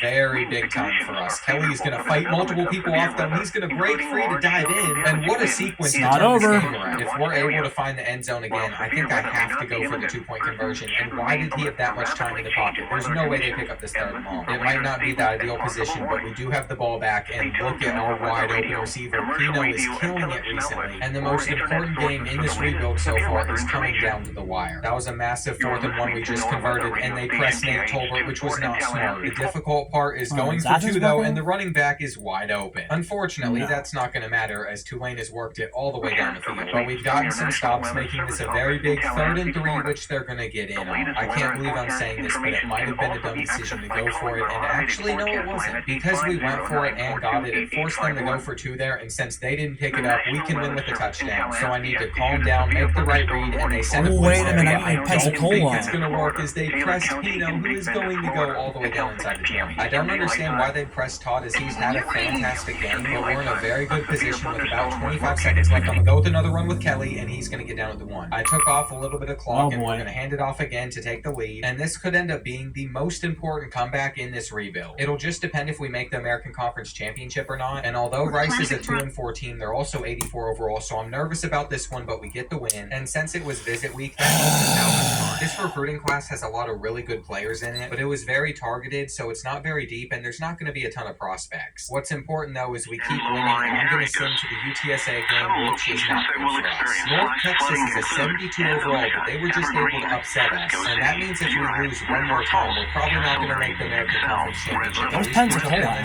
But now I have to decide if I want to jump into the Tulsa game or the UTSA one. I might regret this decision, but I think our rivals have a better chance against us, and we did get the win. Also, because we hold the tiebreakers over Tulane and Rice, I don't even have to jump into our rivalry one, as we've clinched a spot in the conference championship. Now, we are going to lose by 25, which was very alarming, but we still made it here, and our opponent is going to be USF. Since I'm living in Tampa now, I should probably make it out to Raymond James Stadium for at least a game or 2 this season, but at least in the video game, nobody should be rooting for USF, as we need to get this win for this rebuild. I know I haven't done a great job at knocking off challenges, but this would complete another one, and it would also get us an invite into the Big 12. I told you all how important it was that we got that result against Tulane, and it turns out I was right, but we still have to make sure that we take care of business in this one. Going into the half, it's 17-7, and the reason we are doing so well is all because of our defense. We were able to hold them to 7 points for the longest time, but now their offense is starting to come alive, and this is a massive 3rd and 5, which we're going to give up. The refs are reviewing it though, so maybe they'll get cheated out of the touchdown. It looks like his foot was in, and I don't see how they could overturn it, which they don't. A 3-point lead with the ball isn't one of the worst positions to be in, but we cannot afford to have a 3-and-out here, and thank goodness we're not going to. They've gone ahead and used their timeouts to do their best at trying to stop the clock, but I don't think they're going to be able to, because we've gotten it to a 3rd and 1, which we're going to be able to pick up. That was an extremely close call, but after a lot of years of struggle, we have won the award. There's not one That Anderson. means we have earned our spot in the Big 12 Conference. With that result, the next task we're going to have is winning the Big 12, and I know I should probably care about our bowl game since it's against my favorite team, but I'm ready to go ahead and get into next season, so we're going to sim it, and we're going to get the win anyway. That season ended up being John Johnson's prove it years. He threw for 34 touchdowns, and he was also our leading rusher, which is incredible. The only bad news is Todd Pino and Nate Tolbert are going to graduate, and this is going to be a sad goodbye to the final players that were a part of that first recruiting class. We finally produced an NFL talent in Todd Pino, though, and even though I only focused in on getting 16 high-caliber recruits, we finished with the number 2 recruiting class in the country. I wasn't expecting that, but you won't see me complaining, and this 66 overall athlete's actually a 78 overall wide receiver. Every so often you can find some amazing games in NCAA football like that, and take a look at these Get owned. off-season recruiting results. I don't know about you all, but I'm stoked to see how we do in the Big 12, and as a 93 overall team, we're actually projected to finish 3rd in our division. Senior quarterback John Johnson is even on the Heisman watch, and we're set to have a really good year, opening it up against our rivals Tulsa, who we beat by 20. The next week, we're hosting TCU, and I am going to sit it from the jump into the next one against Houston, and a win here would put us on pace for a great year. On an early 3rd and 4, it looks like we're going with the quarterback run that we're going to stop, and even with the new starting wide receivers, we're moving the ball very well. I think the offense could have gotten even better, and I'm hoping we can get 6 on this drive as well. There's nobody open in the end zone, so I'm going to have to take off with Johnson, who is going to dive in. Houston doesn't seem to want to give up very easily, though, as they continue to move the ball down the field, and they're going for it on 4th and 1, but it's not going to work. We deserve to get a stop there, and now we have a chance to bomb them if Johnson can make the throw. It is a little bit underthrown, so we're not not going to be able to go for 6, which should be okay because if he plays later, we're going to go for the end zone, and that is an interception. Up to this point, I'd actually been doing really well in this video, but we're going to force a fumble. And even though we didn't end up recovering it, we're still getting the ball back in a pretty good position, so it's no surprise we're going into the half up 14. I think Houston is a good team, but they just weren't good enough to beat us, and in the end, it wasn't really much of a contest. Taking a closer look at the schedule, I think the last two I'll jump into were Kansas State and Iowa State, and we went ahead and beat Deion Sanders' team, along with hopefully taking down the Mountaineers, which we did. That's enough to get us ranked for the first time, coming in at number 14, but John Johnson has fallen out of the Heisman ranks. We need him to finish in the top 5 to complete the finalist challenge, and after taking a closer look at those conference standings, I am going to sim this one because it's at home and play next week, but that was a bad decision. We took our first conference loss, so we cannot lose again, and I'm just glad we didn't fall very far down in the AP poll. Beating Iowa State on the road will not be easy though, and I think we're going to have a touchdown on this Holy crap! But the throw isn't going to get off. That should have been 6, but instead we're going to be forced to settle for 3, and I'm assuming we're going to go into the half. But we might have a touchdown here if this is a good enough throw, and it's picked off instead. Well, that was not an ideal ending to the first half, but there's still plenty of time left, and on this play, they sent way too many people at us. They simply made it too easy there, and now we're going to get into the end zone, and with 3 minutes left, we do find ourselves down by 4, but we should be able to get in here. We're already on the 5-yard line, and I don't know why I'm passing the ball, because I should have just ran it in. That's going to go ahead and put us up by 3 points again, and I know this is a minor detail that has nothing to do with the game, but Iowa State has a sick complex behind their end zone. The more I play through these long dinosaurs, the more I'm starting to appreciate the details, and this is a massive 4th and 6 where they have a couple slants going over the middle, and my user might be the worst in the world. Due to it being undisputedly awful, we're probably going to see overtime unless we can make a play here, but somehow this ball missed our cornerback's hands. I thought what I was getting, but instead they're going to get in, and now we have 43 seconds to score a touchdown, which won't be easy with our offensive line collapsing like that. We're in a position now where we almost just have to throw it up and hope for a prayer, which I'm going to do. And how on earth does number 12 beat the defense? He's going to get in. Fred Brown somehow just posted all of them, and I don't know how he did it, but I am not going to complain because it all comes down to one last throw, which we're going to intercept. And you know what? What if we could return this for a touchdown just to rub it in? We did not deserve to win this game in the slightest, but you know what? We're improving to 6-1, and I'm glad that I saved one final game to jump into. It's going to be a rain game in Kansas, but I'm hoping that we can persevere through that and get the win. Oh, the ball is out. Someone bounced on top of it. There we go. That was a huge turnover. The rain caused it, and their defense has been clamped so far as I haven't completed a single pass, but I have a feeling this is going to be a defensive game. I'd say I was kind of right about that, as approaching halftime, they've only scored 10 points on us, but we're going to need to catch a lucky break at some point, and this might be the drive that does it. If we could just get into the end zone before the end of the half, we'd have a 4-point lead, but because my pocket awareness is literally 0, I think we're going to end up having to take a field goal, and it's going to be tied up 10-10 in this rainy battle. The weather's just annoying. Let's go because back it is favoring their to... style of plays. They like to run the ball, and on paper, we're certainly the better team, but that only means so much that you can't stop them. Another 3rd and 10 for us now. This time it is cover 2, so I'm going to go for the receiver out on the side, and he drops. That is like the 10th time one of the receivers can't hold on to it, and I am starting to get very fed up with this, but I am going to go with the lateral on this kick return, and then the juke move. I wish we could have broke free there. As you all can tell, I am trying my hardest, but there's only so much I can do when the computer decides that I'm not going to hold on to something. Something's and at coming this through. point, I have practically given up because I've struggled to move the ball all day, but the running back is wide open. That is so frustrating. But if we can end this drive with points, it really won't matter. And this 3rd and 15 is extremely important, which we're going to stop. Despite getting super unlucky, we actually have a chance to take a lead on this drive. Does this I'm going to go mean... for the running back here, which is also dropped. And I've only shown you all about half of the ones I've experienced, so you can only imagine how bad this has been. I just threw an interception, which is a very bad thing. And it's safe to say I've lost my mind. I allowed my frustration to get the best of me, and I almost had an interception there, but instead they're going to pick up the first down on the halfback screen, and I just wasn't quick enough to get there in time. We're going to lose our 2nd game of the season, and since I've jumped into the plea that I can play, I have to sim the rest of the year. We ended up losing to BYU as well, and it turns out the one game that I really should have jumped into was the Kansas State one. I'm going to blame John Johnson as he regressed into his senior season, and we're going to be losing him along with halfback Matt Kelly, who never went for over 1,000 rushing yards. Even senior Kevin Green won't be on the team next year, and of course with those season stats, we did not have a Heisman finalist. Instead, we made the Cheez-It Bowl against Pitt, and I promise you, I do not care what the result of this is, we're going to end up losing it anyway, which honestly doesn't bug me, but what does is we are losing the best quarterbacks in school history and some of the best players. It's crazy to look at, but all of those talented talented prospects that I recruited so long ago are all graduating, and I'm not sure what we're going to be left with going into next year. Also, for like the 7th season in a row, nobody is transferred in. So throughout this entire video, I've had to depend only on recruiting classes, which have thank goodness turned out to be very, very good. In fact, I'm not sure if we had one that was worse than being in the top 20, and even though I thought this team was going to be in shambles, it ended up turning out to be just fine. I only have 2... Prepare immediately for large destructive hail capable of producing significant damage. Alright, I'm gonna bang this one. Should move to shelter inside a strong building and stay away from wind. Sorry, I didn't that one. One up, over 300,000 The experiences National on Weather the Service in Greenville, Spartanburg has issued a severe thunderstorm warning for East Central Anderson County in upstate South Carolina until 6:45 p.m. Eastern Daylight Time.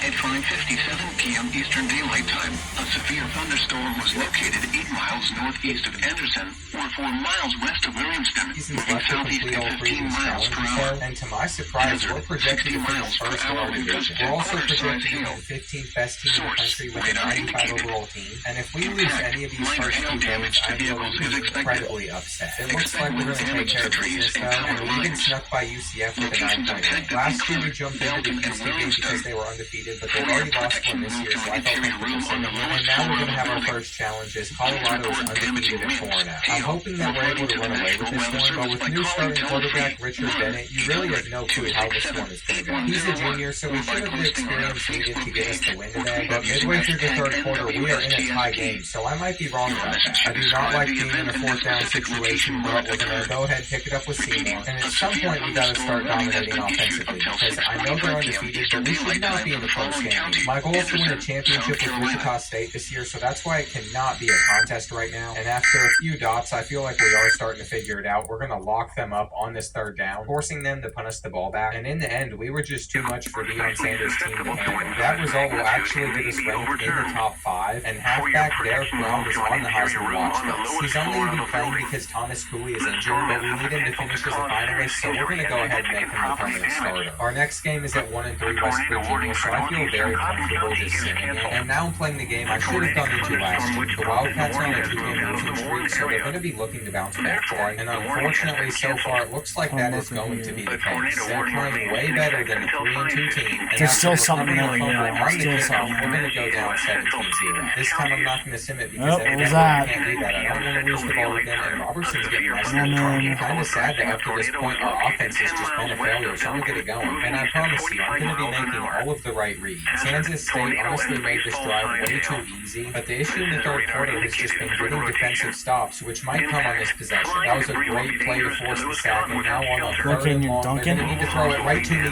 We're going to hopefully get a pick 6 here with Peterson. That would be incredible. Is he fast enough? No, he is not. Either way, though, we can take a lead on this possession and look at Brown go. He is wide open, and look how quick he is. He's going to get out, and he's going to get all the way down into the end zone. What a turnaround we just had. At one point, we were trailing by 17, and now we have a lead with another sack, but then my wonderful game crashed. After going through all the frustrating steps it took to get this game back to the way it was, we have the ball. And honestly, I should probably be trying to run out the rest of the clock. If Derek Brown has easy speed, he might be able to go all the way here. And as long as we get a touchdown on this drive, we should be fine. But our running back drops it. As one of the people in the Heisman race, he cannot make plays like that. And I'm probably going to regret this, but I'm going to go back to him on 3rd and 19, which is a great decision. Derek Brown makes the catch that we needed. And on 3rd and 6, I have a lot of plays. Texas. Peterson's going to get the interception. And because of how on point my user has been today, I've been able to run down the clock and secure the win. I mean, technically it isn't over, as Kansas State could still make a miracle last second comeback, but they would need a lot to go right for them, and that's a draw. For the first time in this rebuild, the computer got the bad luck I've been experiencing, and I'll happily take improving to 6-0. That only leaves us with one more San game we Angelo. can jump into, though, and Iowa State is undefeated in conference play, but I feel like I need to send this one, which we're thankfully going to win. Now, originally I was worried about Kansas, but they're actually 3-4, so this was an easy decision, and these scores have been close, but I feel like our momentum will carry us through the rest of the season now, which seems to be the case as we dominate BYU, and our last game is against Cincinnati, which I probably should jump into, but we're going to win anyway. That's going to make us the #1 team in the country, and obviously we're going to make the Big 12 Conference Championship. It all comes down to us versus Baylor, and of course we're hosting it inside our dome where it's raining. I don't understand how this keeps happening, but if we get the win, I'm not really going to care, and there's no way they completed that pass. I'm telling you all, the computer finds new ways to cheat in every single game, but their kicker did not have the leg for that kick, and I'm going to punish them for that, as we should be able to get onto the board first here. If we're able to get off to a good start, we might never look back, and that hit better not stop Derek Brown from getting in. He's still in the Heisman race, so I have to focus on making sure that he's getting a lot of touches, and that is what I'm going to be doing today with this huge throw to him where he's going to break free and get in. Our only real issue is Baylor continues to stay in it, and holding them to just 3 there is massive. That's going to give us an opportunity to get onto the board before the half, and I have way too much time in the pocket to find a wide open Kemp for a huge game. So I think we know how this drive is going to end, and look at our running back wide open. He's already scored 4 touchdowns, and at this point, I can't see us blowing this lead. We've done such a good job on defense, and that should have been a stop there, but even though it wasn't, I'm not worried because we still have a 2-possession lead, and maybe I should be a little concerned. Evidently, I can't run around swinging it like I have a Patrick Mahomes, but we did get a sack, and after realizing earlier that their kicker cannot hit it from this far, they went for it, but that ended up being a terrible decision. Now I'm able to just try and run down as much clock as possible, and in the end, the Bears tried their best, but they can't do anything. 2 years into joining the Big 12, we've won a conference championship, and hopefully that's enough to get Derek Brown the Heisman. There's the trophy that we're going to be taking back home to Wichita, and now it's time for the moment of truth where we find out we didn't get the Heisman. I did end up winning Coach of the Year, though, and even though Derek Brown didn't win it, we still knocked off these 2 championships. All that's left is us playing in the college football playoffs, and if it goes our way, we'll knock off the final challenge by winning a national championship. One thing that's for sure is we were clearly dominant when we ran with all this year, and throughout this entire dynasty, we didn't ever have any great receivers. That's kind of odd, but if we win our game, the championship will be against Ole Miss, and I am nervous going into this game. We have made it all this way with a small school, and on this first play, we should have had an interception there, but they're somehow getting the catch, and he might be able to go all the way. If we can make a tackle, From Tornado, because we might have just saved ourselves there. It could have been a little bit of damage control, as holding them to 3 would be nowhere near as bad, but that is not going to happen. I'm What's not that right there, about huh? it, but it's going to be a long game, and there should be a touchdown, but it's underthrown, so Florida State is going to get a stop. I'm going to do my best to stay positive, though, because that's how we're going to end up What's having that? success. And on their What's second that? drive, they're only going to get a field goal. I feel like we'll be able to get 7 in response, and what on earth is going on? Get up, no, get out of the end zone. How on earth is this happening, guys? I try to keep telling you all, EA does stuff to make it so you lose when it shouldn't happen, but we're going to bomb them anyway, and Kemp apparently has speed like that. I had no idea he was able to be this quick, but we made up for that fumble immediately. Now we have them on a 3rd and 15, and this should be the first time we get a stop on them. Well, that's strengthening. This is strengthening the way too.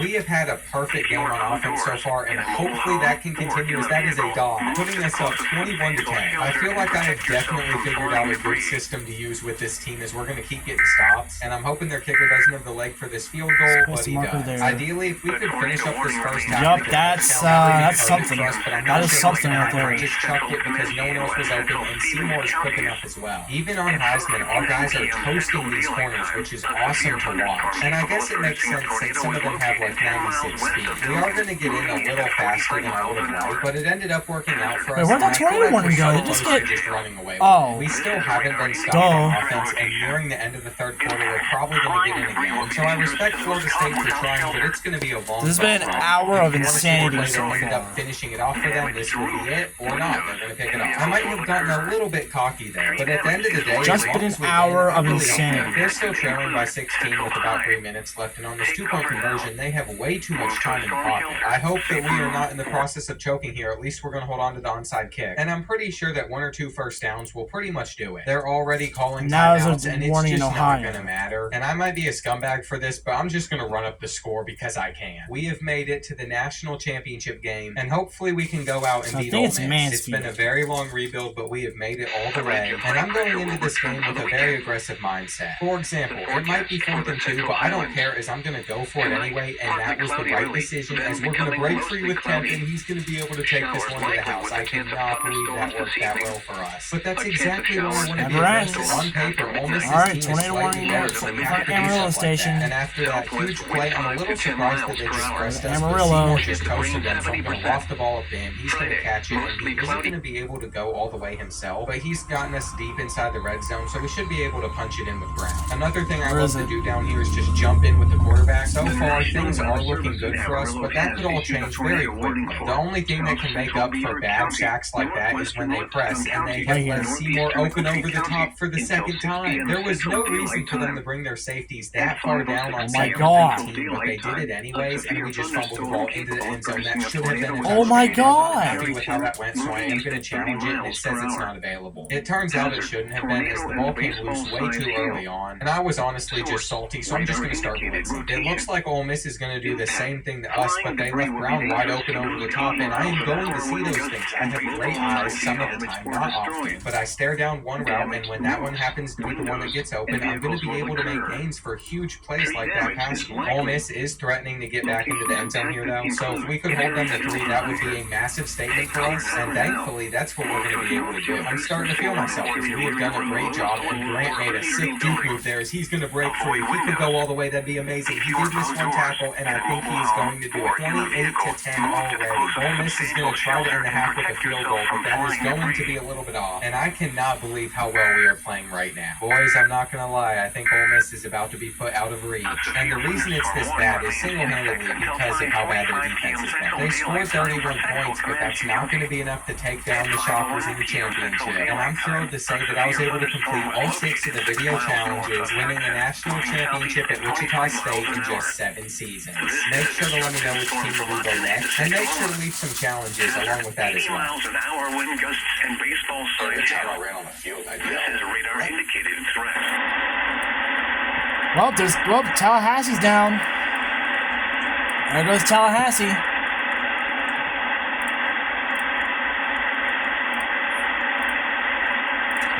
Yep, Tallahassee's officially off. This. So it's probably a bad idea. But I enjoyed the car in Chicago Tallahassee's dead. on the street course with AI. But this combo, especially not really knowing where the side of the car is probably not the best idea. But we got a paint scheme. Let's see what this one looks like. We This is insanity, though. Already an hour, I'm getting so many multi-class alerts. racing, Jesus. 37 cars at Holden with 2 different classes. My only goal is to beat all the GT. Stop. And I know that sounds like an easy task, but I don't believe What does this even I've look ever like? actually Okay, here's this one right here. a Place race marker. here on video. Or maybe I have, but I haven't got through a race without wrecking or causing an issue. What does this I one know look I like? spun a GT3, possibly. I There's some spun marker one right of here. those in the dirt, going through the bend, the left-hander. Oh, there's something right on this there. next straightaway. Oh my god. And then I know that I San have Antonio. wrecked getting into the grass on the entry to the chicane in the GR86s. I didn't actually wreck, but it caused a bunch of other people to wreck. So That is one What big I've done supercell. is I have put high down first. 30-minute race. We just need to first of all focus on keeping Gusty winds. A severe thunderstorm warning remains in effect until 6:45 p.m. Eastern Daylight Time for East Central Anderson County. here. At 6:10 p.m. Eastern Daylight Time, a severe thunderstorm was located 8 miles northeast of Anderson, or near Williamston, moving southeast at 15 miles per hour. Changes that have made Hazard, 60 miles per hour wind gusts and quarter-size traction hail. control. Source, radar indicated. Impact, Oh, minor confirmed hail tornado. damage to vehicles is expected. That's what I use to Expect wind practice. damage to trees and power Is it okay with lines. Harrington? Locations impacted include Belton and Williamston. Not For your protection, so move to an interior room on the lowest floor of a building. it'll Please still report press. damaging wind. How about a marathon today? National Weather Service by calling toll-free 1-800-267-8101 or by posting on our Facebook page or to Marathon. hashtag NWSGST. Your message should describe the event and the specific location where it A occurred. lot of people signed up. Repeating, a severe On an absolute thunderstorm marathon. remains in effect until 6:45 p.m. Eastern Daylight Time for the following county, It's good to see Anderson, that it's South an Carolina. X. I figured I might get Now stuck here in is the that. hazardous weather outlook for northeast Georgia and the western Carolinas. Scattered thunderstorms will move east across the region through the evening with wind downpours, gusty winds, and frequent lightning the main threats. It's gonna get crowded. A few of the storms could become strong enough to produce damaging wind gusts and large hail, mainly over the upstate and Georgia. The series was Here is a special weather statement. that I A watched strong last thunderstorm will impact portions of central Anderson County from 6:30 p.m. Eastern We're back Daylight to Time. Oklahoma. At 5:42 p.m. Eastern Daylight Time, Doppler radar was tracking a strong thunderstorm 4 miles south of Anderson, or near Homeland Park, moving east at 15 miles per hour. Hazard, wind gusts up to 40 miles per hour and pea-sized hail. Source, radar indicated. Impact, gusty winds could knock down tree limbs and blow around unsecured objects. This is insanity. Minor damage to outdoor objects is possible.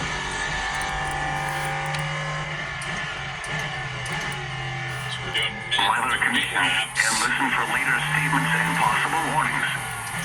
Stay tuned to NOAA Weather Radio, commercial radio, and This is just television insanity. or internet sources for the latest severe weather information. Flood advisory in effect until 8 p.m. Central Daylight Ooh, Time this evening. okay, go to, Flooding caused by excessive rainfall is expected. Where the portion of probably cut that down, but tornado warning in Minnesota, too. I mean, not Minnesota, I mean, Michigan. that could completely the National Weather Service in Detroit, Pontiac has issued a severe thunderstorm warning for East Central So this could be a double header. Southeastern Michigan until 6:45 p.m. have any pressure on At this 6:12 p.m., a severe thunderstorm was located over Ypsilanti, moving east at 35 miles per hour. One simple but Hazard, brilliant trick to 60 cool your miles per home in hour deadly wind gusts seconds. and quarter-size Tired hail. of hot and stuffy rooms during summer, Radar this indicated. genius way to cool anywhere in 90 Hail seconds for damage almost to zero vehicles is cost is expected. taking over the market like Expect crazy in wind the damage US. to An roofs. ingenious power So this is gonna be a double header. just destroyed the Severe billion-dollar AC thunderstorm will be industry. near I think Willis a around device that can 6:20 cool down p.m. anywhere in record Other time. locations Martin designed impacted the by the invention severe after budget cuts thunderstorm left to include school Whitaker. with a broken air system in A sweltering severe hot thunderstorm summers. warning has He been and his issued fellow until classmates had to 6:45 study for p.m. their for the exams in following 95 counties: degree Washtenaw, temperatures. Michigan. And when their plea for a new AC system fell on deaf ears, Martin decided to take matters into his That's own one. hands. Blessed with a gift for That's engineering two. and a desire to help his 326. classmates, he was able to reverse I'm engineer counting these in my head. using the Bernoulli physics principle that powers all major types of cooling systems. He built a one-of-a-kind Oh my device that god, creates a will this perpetual ever loop, end? recycling the cold that's generated so that none of it goes to waste. The He brought the National super Weather cool Service in gadget to Detroit, school, and the Pontiac has results were issued a incredible. tornado Under warning control for testing, East Central temperatures in Monroe the County in unbearably hot southeastern classrooms Michigan plummeted until from 95 to 6:30 65 degrees in At just 2 6:12 minutes by p.m., using a severe 90% less thunderstorm energy than capable of regular producing a AC tornado was systems. located in After word Monroe, got out about moving what he southeast made, at 25 investors miles quickly per lined hour. up. He was told by his Hazard, professor that he tornado. would go down in history. Source, When radar an AC indicated company rotation. approached offering millions for the Impact, rights, flying Martin debris flat will out be dangerous refused to and was those caught expelled without 3 days shelter. later. It was then he Mobile realized homes how will be big an damaged or impact his destroyed. device could have. Partnering with Damage top to roofs, engineers in his field, windows, they and perfected the vehicles will prototype occur. and readied it for mass Tree production. damage is likely. It's called Chillwell, and This it cools tornadic down rooms thunderstorm will rapidly remain using over only mainly tiny rural amounts of areas of electricity, east central recycling Monroe cold County, air so that including the practically following no energy is locations: wasted. Woodland Beach, Chillwell's cooling Stony Brook, capabilities and were Detroit simply Beach. unmatched by any regular. Repeating, a tornado warning has been issued until 6:30 p.m. Not over. County, Monroe, Michigan.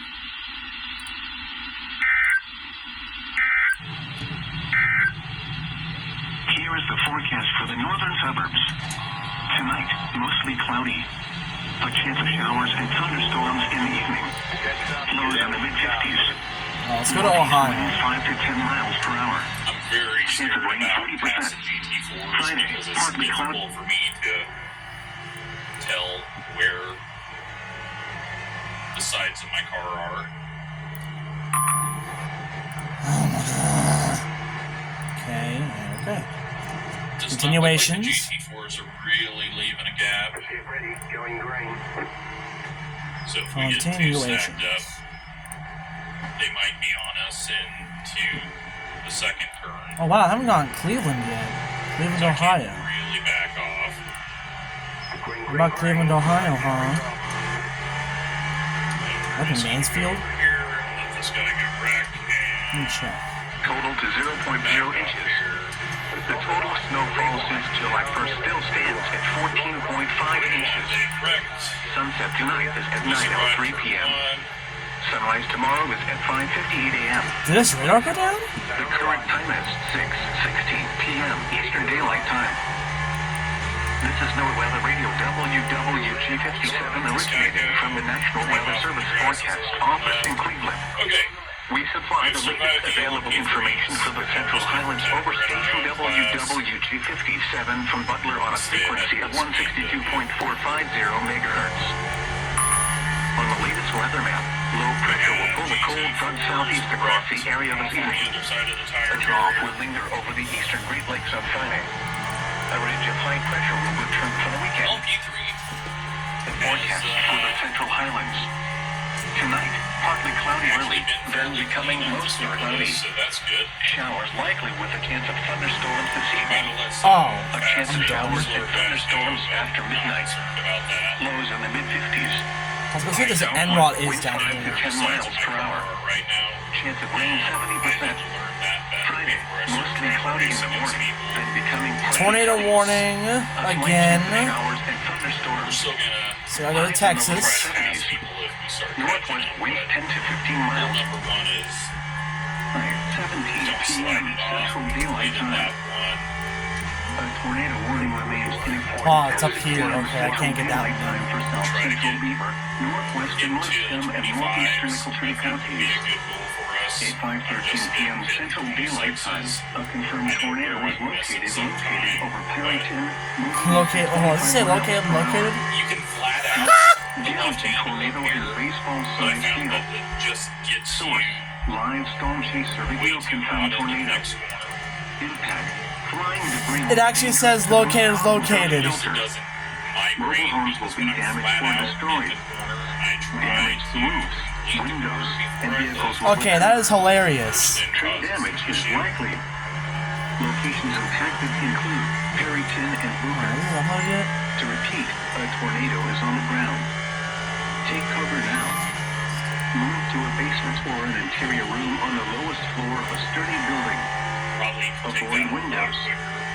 If you are outdoors in a That is house funny. or in a vehicle, I have to admit, that move is to the funny. closest substantial shelter and protect That says yourself from located, flying located. debris. And here's an SVR for Dodge City. Torrential rainfall is occurring with this storm and may lead to flash flooding. So Dodge City's getting annihilated by wind right now.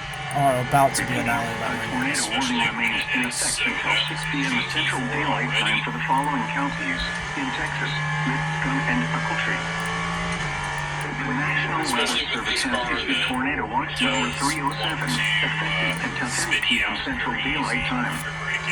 This watch includes the following counties in Texas: Killingsworth, Gray, Hansford, Temple, Lipscomb, Ochiltree, Roberts, and Wheeler.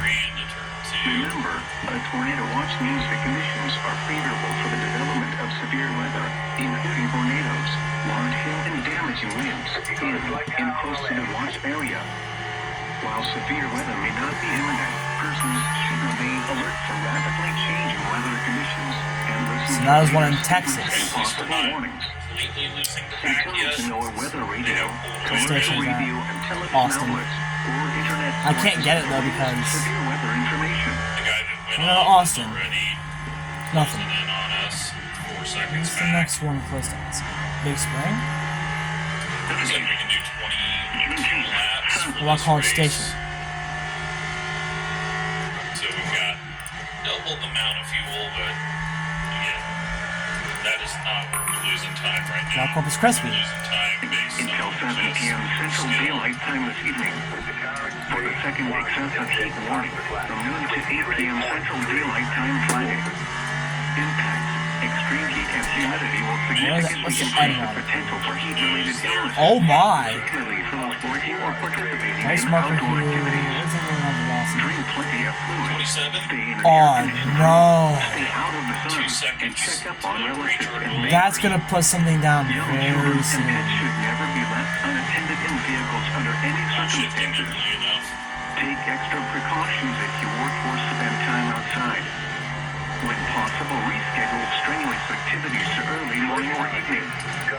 Know the signs and symptoms of heat exhaustion and heat stroke. Wear lightweight and loose-fitting clothing when possible. To reduce risk during outdoor work, the Occupational Safety and Health Administration recommends scheduling frequent breaks in shaded or air-conditioned environments. Anyone overcome by heat should be moved to a cool and shaded So location. scared when we get to the Heat stroke is an PT emergency. because Call it already 911. feels like I'm Heat advisory remains in effect until 7 Right. p.m. Central Daylight Time this evening. Excessive heat warning in effect from noon to 8 p.m. Central it does Daylight not Time feel Friday. like it's wide enough to go What? too For the wide. excessive heat warning, dangerously hot conditions with heat index values to 160. This isn't good. For the heat advisory, heat index values up to 114.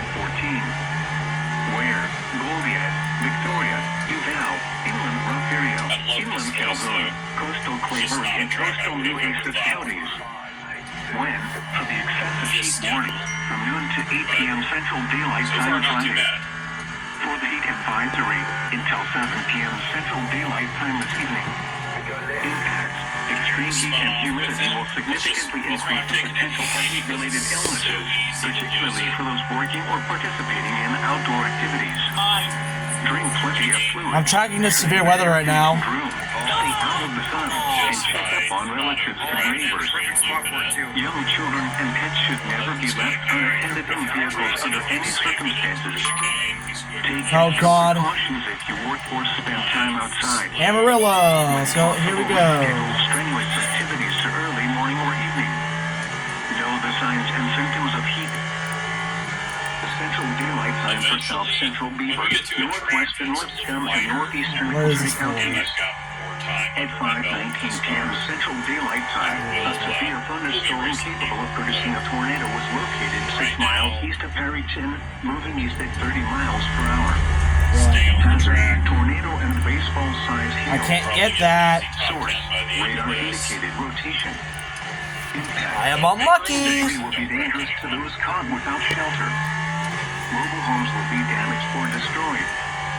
Damaged roofs, windows. I am and severely vehicles unlucky repaired. today right now. Tree damage is likely. Locations impacted include Perryton and Okay, I'm back. Hello. Take cover now. Move to a basement. What's going on? Interior room on the lowest floor of a sturdy building. What's going on right now? Secure outdoors. A tornado warning remains in effect until 6 p.m. Central Daylight Time for South Central. What are you guys doing? Northwestern Lipscomb and Northeastern Hickory counties. Something going on? The key. They locked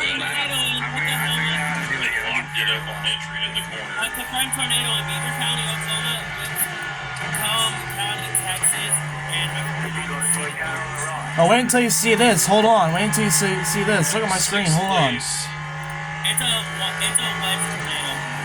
Wait until you see this. We got someone spinning. I'm on this screen.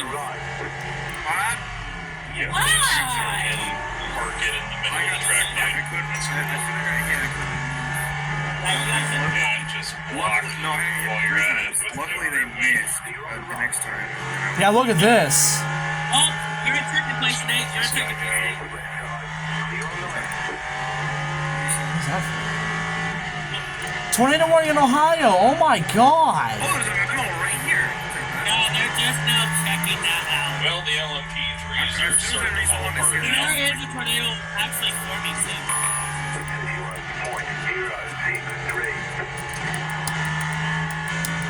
We're in 11. Cleveland. I can't get that. Considering how I'm driving this right now. Why?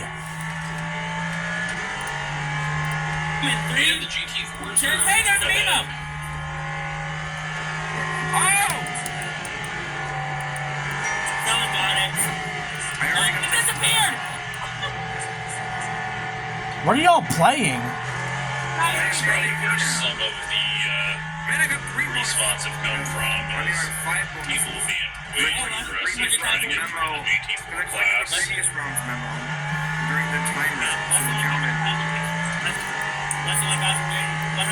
Oops, get on some I warning. think 2 different lanes. I'm gonna be way over there. Yes. Oklahoma until 6 p.m. Central Daylight Time. At 5:24 p.m. Central Daylight Time, a severe thunderstorm was located near Hale, moving east at 55 miles an hour. Expected hazards include 60 miles an hour wind gusts and nickel-sized hail. God, This just is like a radar indicated 3 threat. people just went off The following behind effects us. are expected. Expects damage to roofs, siding, and trees. Locations impacted include southeastern Oklahoma City, Shawnee, Tecumseh, McLeod, Prague, Pink, Meeker, Hillsboro, 16 Johnson, people that Dale, finished this. Little, Yawler, Bethel, Agers, Idlewild, We're and at 9 Centerville. already. For your quickly move to an interior room on the lowest floor of the building. A tornado watch remains in effect for the warned area.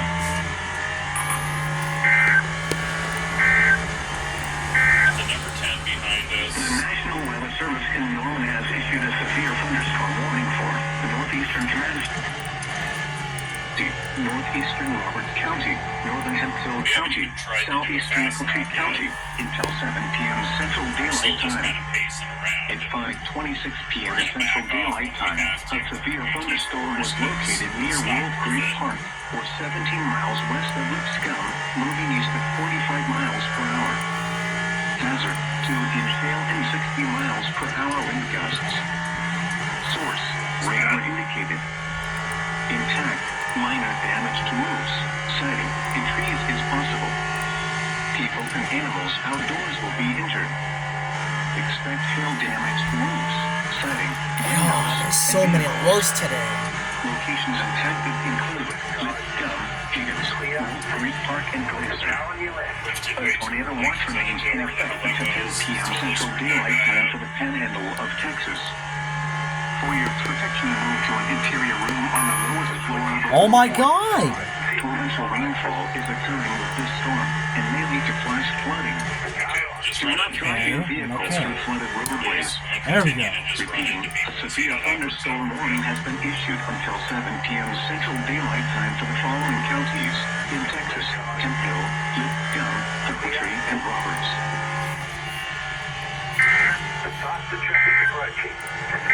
A severe thunderstorm warning remains in effect until 6 p.m. Central Daylight Time for Lipscomb and Ogletree counties. At 5 p.m. Central Daylight Time, a severe thunderstorm was located over Carrington, moving east at 30 miles per hour. Hazard: tennis ball size hail and 60 miles per hour wind gusts. Jesus fuck, Source: dude. radar indicated. Intact, minor damage to roofs, siding, and trees is possible. People and animals outdoors will be injured. Expect hail damage to roofs, siding, windows, and vehicles. Like my wheel is Locations impacted include Perryton, Where was this located in? Luker, Follett, Darren, Duncan. Wolf Creek Park, Farnsworth, and Waka. A tornado watch remains in effect until Is 10 this p.m. it right Central here? Daylight Time for the Panhandle of Oklahoma and the Panhandle of Texas. For your protection, move to an interior room on the lowest floor of a building. Torrential rainfall is occurring with this storm and may lead to flash flooding. Do not drive your vehicle through flooded roadways. Repeating, a severe thunderstorm warning remains in effect until 6 p.m. Central Daylight Time for the following counties in Texas. Oh my God. And Ogletree. A tornado warning remains in effect until 6 p.m. Central Daylight Time for South Central Beaver, Northwestern Lipscomb, and Northeastern Ogletree counties. At 5:23 p.m. Central Daylight Time, a confirmed tornado was located 7 miles southwest of Booker. That's funny, it says located. Moving east at 30 miles per hour. Hazard: damaging tornado and baseball-sized hail. Oh, there we go. This is better. Live storm chaser video confirmed tornado. Impact: flying debris. Oh,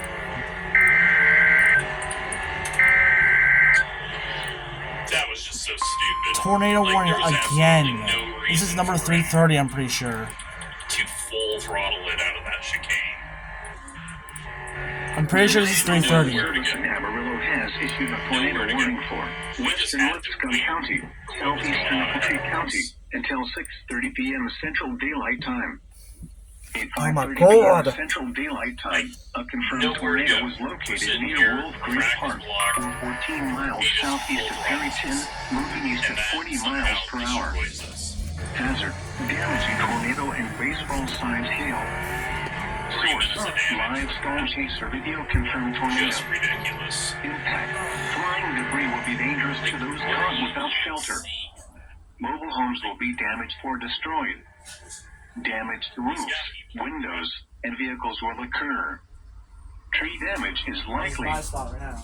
Locations impacted include Lipscomb and Wolf Creek Park. To repeat, a tornado is on the ground. Jeez, I'll go to that in a second. Hold on. Move to a basement or an interior room on the lowest floor of a sturdy building. Start. Avoid windows.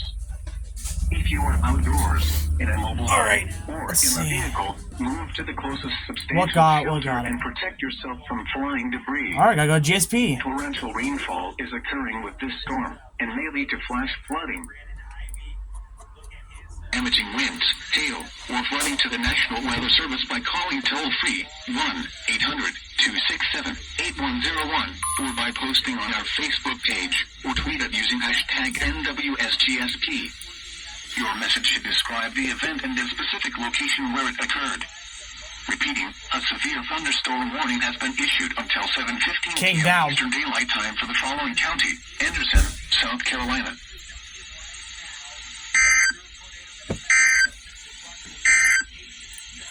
Here is a special weather statement.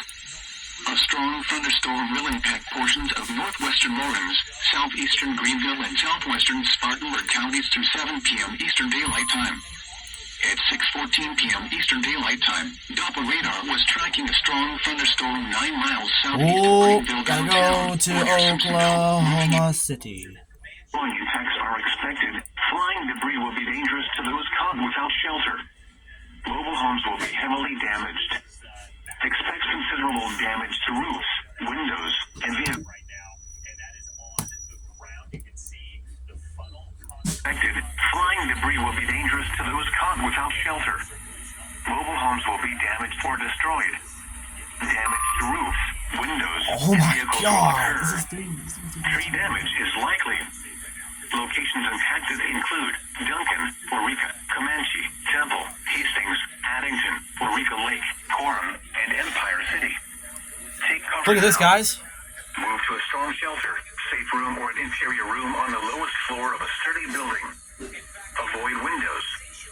If you are outdoors, in a mobile home, or in a vehicle, move to the closest substantial shelter and protect yourself from flying debris.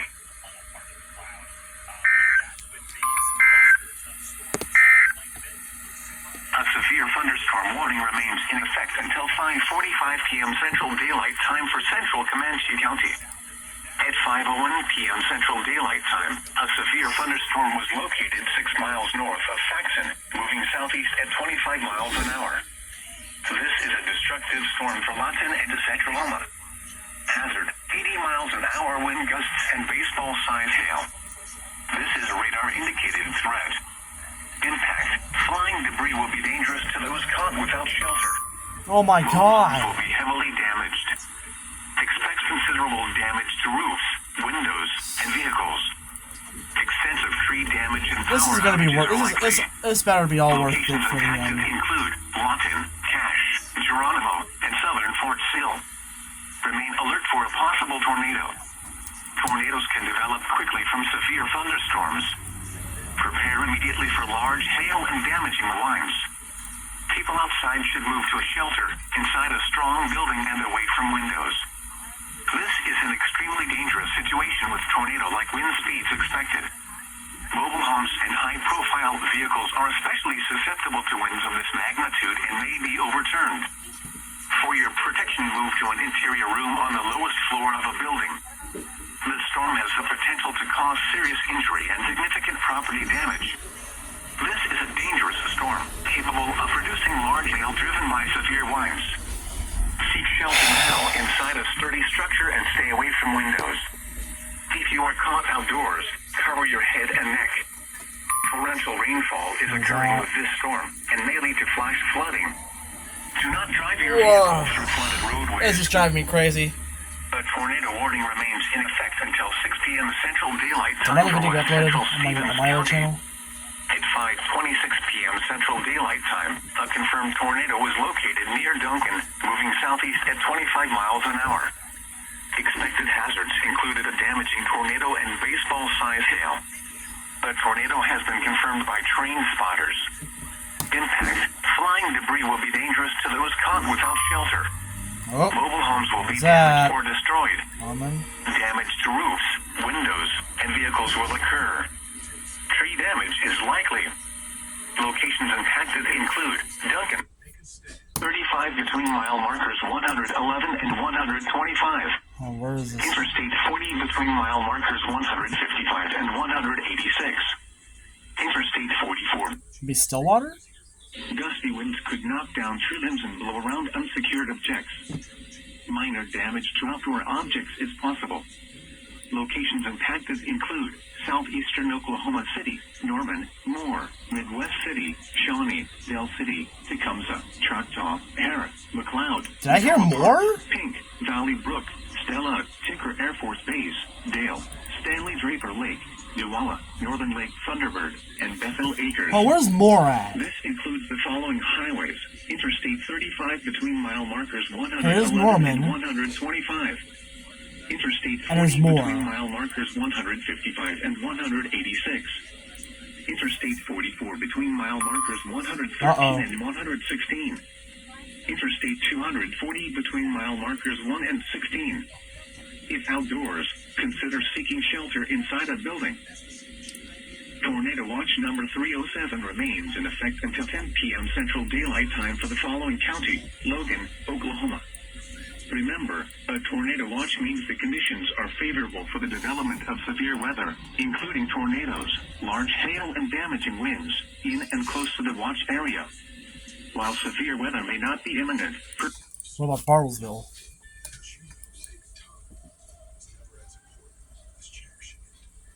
Bartlesville not working? Okay. It's back down here. severe weather has been confirmed by train spotters. The following impacts are expected. Flying debris will be dangerous to those caught without shelter. Mobile homes will be heavily damaged. Expect considerable damage to roofs, windows, and vehicles. Extreme damage and power outages are likely. Locations impacted include Duncan, Marlow, Rush Springs, Bray, Sterling, not over. Eastern Fort Sale, Central High, and Cox City. Prepare immediately for large hail and damaging winds. People outside should move immediately to shelter inside a strong building. Stay away from windows. This is a dangerous storm. Prepare immediately for large destructive hail capable of producing significant damage. People outside should move to shelter inside a strong building and stay away from windows. Topeka. This is an extremely dangerous situation with tornado-like wind speeds expected. Mobile homes and high-profile vehicles are especially susceptible to winds of this magnitude and may be overturned. For your protection, move to an interior room on the lowest floor of a building. The storm has the potential to cause serious injury and significant property damage. Torrential rainfall is occurring with this storm and may lead to flash flooding. Do not drive your vehicle through flooded roadways.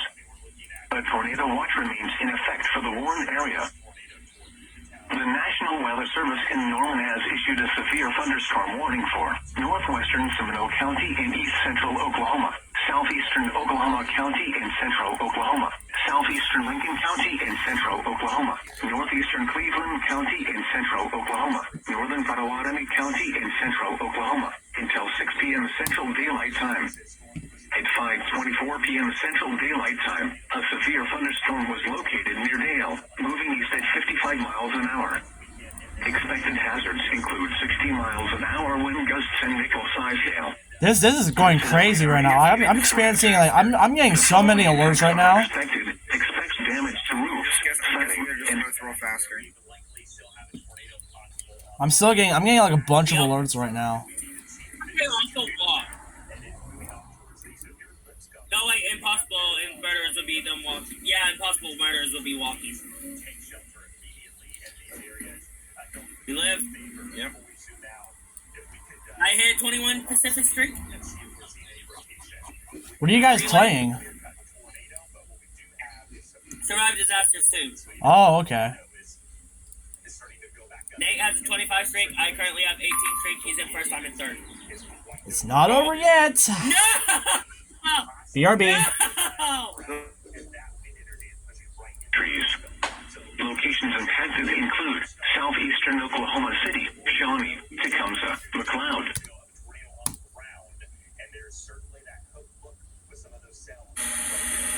Flood advisory in effect until 8:30 p.m. Central Daylight What is Time this this for? evening. What? Flooding caused by excessive rainfall is expected. Moore, Midwest City, Shawnee, Dell City, Tecumseh, Choctaw, Harris, McLeod, Tacoma Park, Pink, Valley Brook, Stella, Tinker Air Force Base, Dale, Stanley Draper Lake, Newalla, Northern Lake Thunderbird, and Bethel Acres. This includes the following Go back. I Interstate should 35 have. between mile markers 111 and 100 have fallen. Additional rainfall amounts up to 1 inch are expected over the area. This additional rain will result in minor flooding. Some locations that will experience flooding include Duncan, Marlow, Bray, and Central High. http:/www.weather.gov/safety/flood turnaround. Don't drown when encountering flooded roads.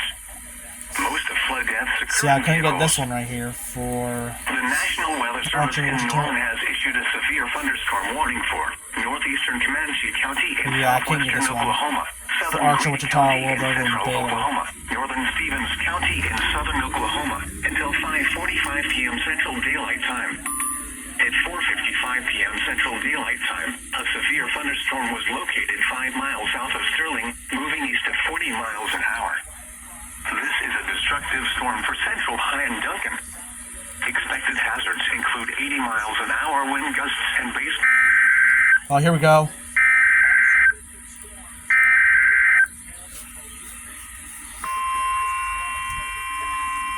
Alright, where's this for?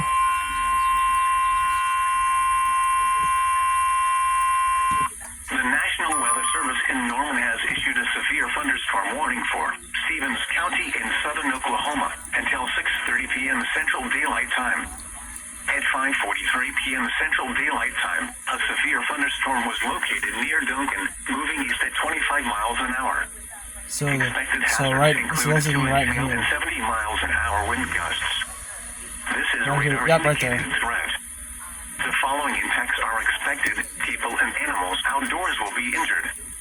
Expect hail damage to roofs, siding, windows, and vehicles. Expect considerable tree damage. Wind damage is also likely to mobile homes, roofs, and outbuildings. Locations impacted include Duncan, Marlow, Bray, Velma, Loco, and Central High. Remain alert for a possible tornado. Tornadoes can develop quickly from severe thunderstorms. If you spot a tornado, go at once into the basement or small central room in a sturdy structure. Prepare immediately for large hail and damaging winds. People outside should move immediately to shelter inside a strong building. Stay away from windows. Torrential rainfall is occurring with this storm and may lead to flash flooding. Do not drive your vehicle through flooded roadways. A tornado watch remains in effect for the warned area.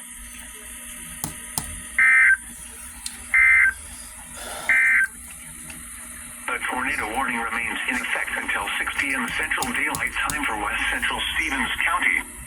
At 5:26 p.m. Central Daylight Time, a confirmed tornado was located near Duncan, moving southeast at 25 miles an hour. Expected hazards included a damaging tornado and baseball-sized hail. A tornado has been confirmed by train spotters. Impact: flying debris will be dangerous to those caught without shelter. Mobile homes will be damaged or destroyed. Damage to roofs, windows, and vehicles will occur. Tree damage is likely. Locations impacted include Duncan. To repeat, a tornado is on the ground. Take cover now. Move to a storm shelter, safe room, or an interior room on the lowest floor of a sturdy building. Avoid windows. If you are outdoors, in a mobile home, or in a vehicle, move to the closest substantial shelter and protect yourself from flying debris. The National Weather Service in Norman has issued a tornado warning for northwestern Jefferson County in southern Oklahoma, southern Stevens County in southern Oklahoma, northeastern Cotton County in southwestern Oklahoma until 6:15 p.m. Central Daylight Time. At 5:32 p.m. Central Daylight Time, a severe thunderstorm capable of producing a tornado was located 4 miles west of Coram, moving southeast at 30 miles an hour. How's that? Expected hazards include tornado and golf ball-sized hail. This is a radar-indicated threat rotation. The following impacts are expected. Flying debris will be dangerous to those caught without shelter. Mobile homes will be damaged or destroyed.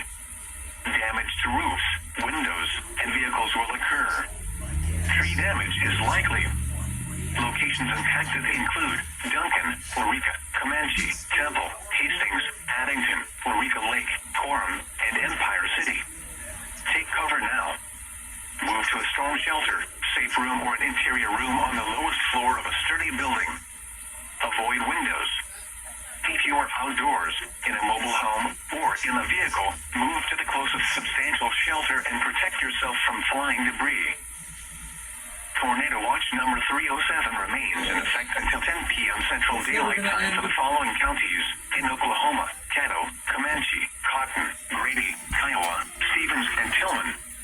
Remember, a tornado watch means the conditions are favorable for the development of severe weather, including tornadoes, large hail, and damaging winds in and close to the watched area. While severe weather may not be imminent, persons should remain alert for rapidly changing weather conditions and listen for later statements and possible warnings. Stay tuned to NOAA weather radio, commercial radio and television outlets, or internet sources for the latest severe weather information. Flood advisory in effect until 8 p.m. Central Daylight Time this evening. What flooding caused by excessive rainfall is expected? Where? A portion of southwest Oklahoma, including the following county: Comanche. When? Until 8 p.m. Central Daylight Time. Impacts: minor flooding in low-lying and poor drainage areas. Ponding of water in urban or other areas is occurring or is imminent. Additional details: at 4:51 p.m. Central Daylight Time, Doppler radar indicated heavy rain due to thunderstorms. Minor flooding is ongoing or expected to begin shortly in the advisory area.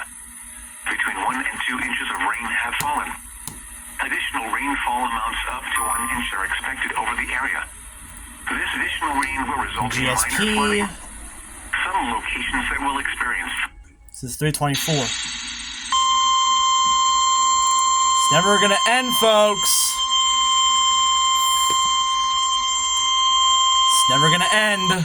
The National Weather Service in Greenville, Spartanburg has issued a severe thunderstorm warning for central Spartanburg County in upstate South Carolina, northwestern Union County in upstate South Carolina, until 7:45 p.m. Eastern Daylight Time. Let's see what stations are off in North 6:48 Carolina. p.m. Eastern Daylight Time, a severe thunderstorm was located 5 miles southwest of Spartanburg, or over Roebuck, moving east at 25 miles per hour. Hazard: 60 miles per hour wind gusts. Source: radar indicated. Impact: expects damage to trees and power lines.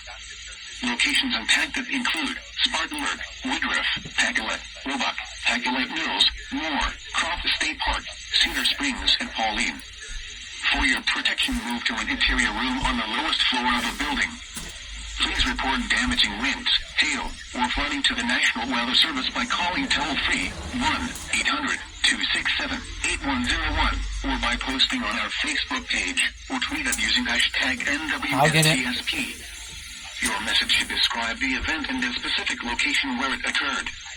Repeating, a severe thunderstorm warning has been issued until 7:45 p.m. Eastern Daylight Time for the following counties in South Carolina, Spartanburg, and Union. Oh, there we go.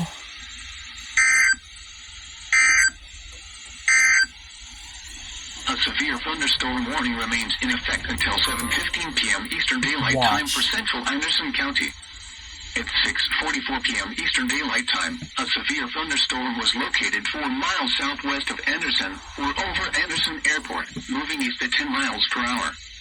Hazard: 60 miles per hour wind gusts and $half size hail. Source: radar indicated. Impact: minor hail damage to vehicles is expected. Expect wind damage to trees and power lines. Locations impacted include Anderson, Homeland Park, Anderson Airport, and Broadway Lake. For your protection, move to an interior room on the first floor of a building. Please report damaging winds, hail, or flooding to the National Weather Service by calling toll-free 1-800-267-8. To NOAA weather radio, commercial radio and television outlets, or internet sources.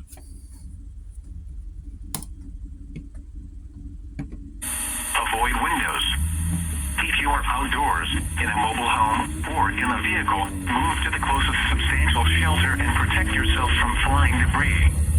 Heavy rainfall may hide this tornado. Do not wait to see or hear the tornado. Take cover now. Torrential rainfall is occurring with this storm. Oh, I can't get that again. I still can't get it. Do not drive your vehicle through flooded roadways. What's this one? Flood advisory in effect until 8:30 p.m. Central Daylight Time this evening. What? Flooding caused by excessive rainfall is expected. Where? A portion of southern Oklahoma, including the following county: Stevens. When? Until 8:30 p.m. Central Daylight Time.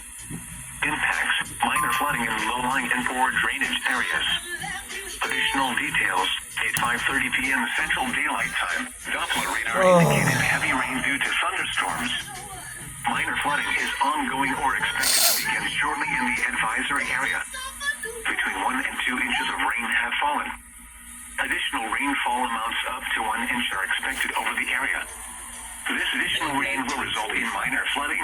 Some locations that will experience flooding include Duncan, Marlow, Bray, and Central High.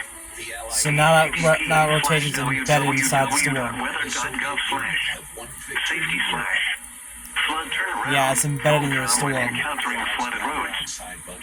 of flood deaths occur in vehicles. Then we got this one down here. The National Weather Service in Norman has issued a shear severe line. thunderstorm warning for Stevens County in southern shear. Oklahoma until 6:30 p.m. Central Daylight Time. Sheer. At 5:43 p.m. Central Daylight Time, a severe thunderstorm was located near Duncan, moving east at 25 miles an hour. Expected hazards include 2 inch hail and 70 miles an hour wind gusts. This is a radar-indicated threat. The following impacts are expected. People and animals outdoors will be injured. Expect hail damage to roofs, siding, windows, and vehicles. Expect considerable tree damage. Wind damage is also likely to mobile homes, roofs, and outbuildings. This is crazy. Locations impacted include Duncan, Marlow, Bray, Velma, Loco, and Central High. Remain alert for a possible tornado. Tornadoes can develop quickly from severe thunderstorms. There. If you spot a tornado, go at once into the basement or small central God's room sake. in a sturdy structure. Prepare immediately for large hail and damaging winds.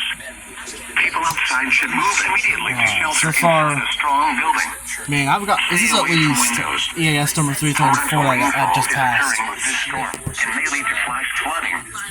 Do not drive your vehicle through flooded roadways. A tornado watch remains in effect for the Warren area. A tornado warning remains in effect until 6 p.m. Central Daylight Time for West Central Stevens County. At 5:26 p.m. Central Daylight Time, a confirmed tornado was located near Duncan, moving southeast at 25 miles an hour. Expected hazards included a damaging tornado and baseball-sized hail.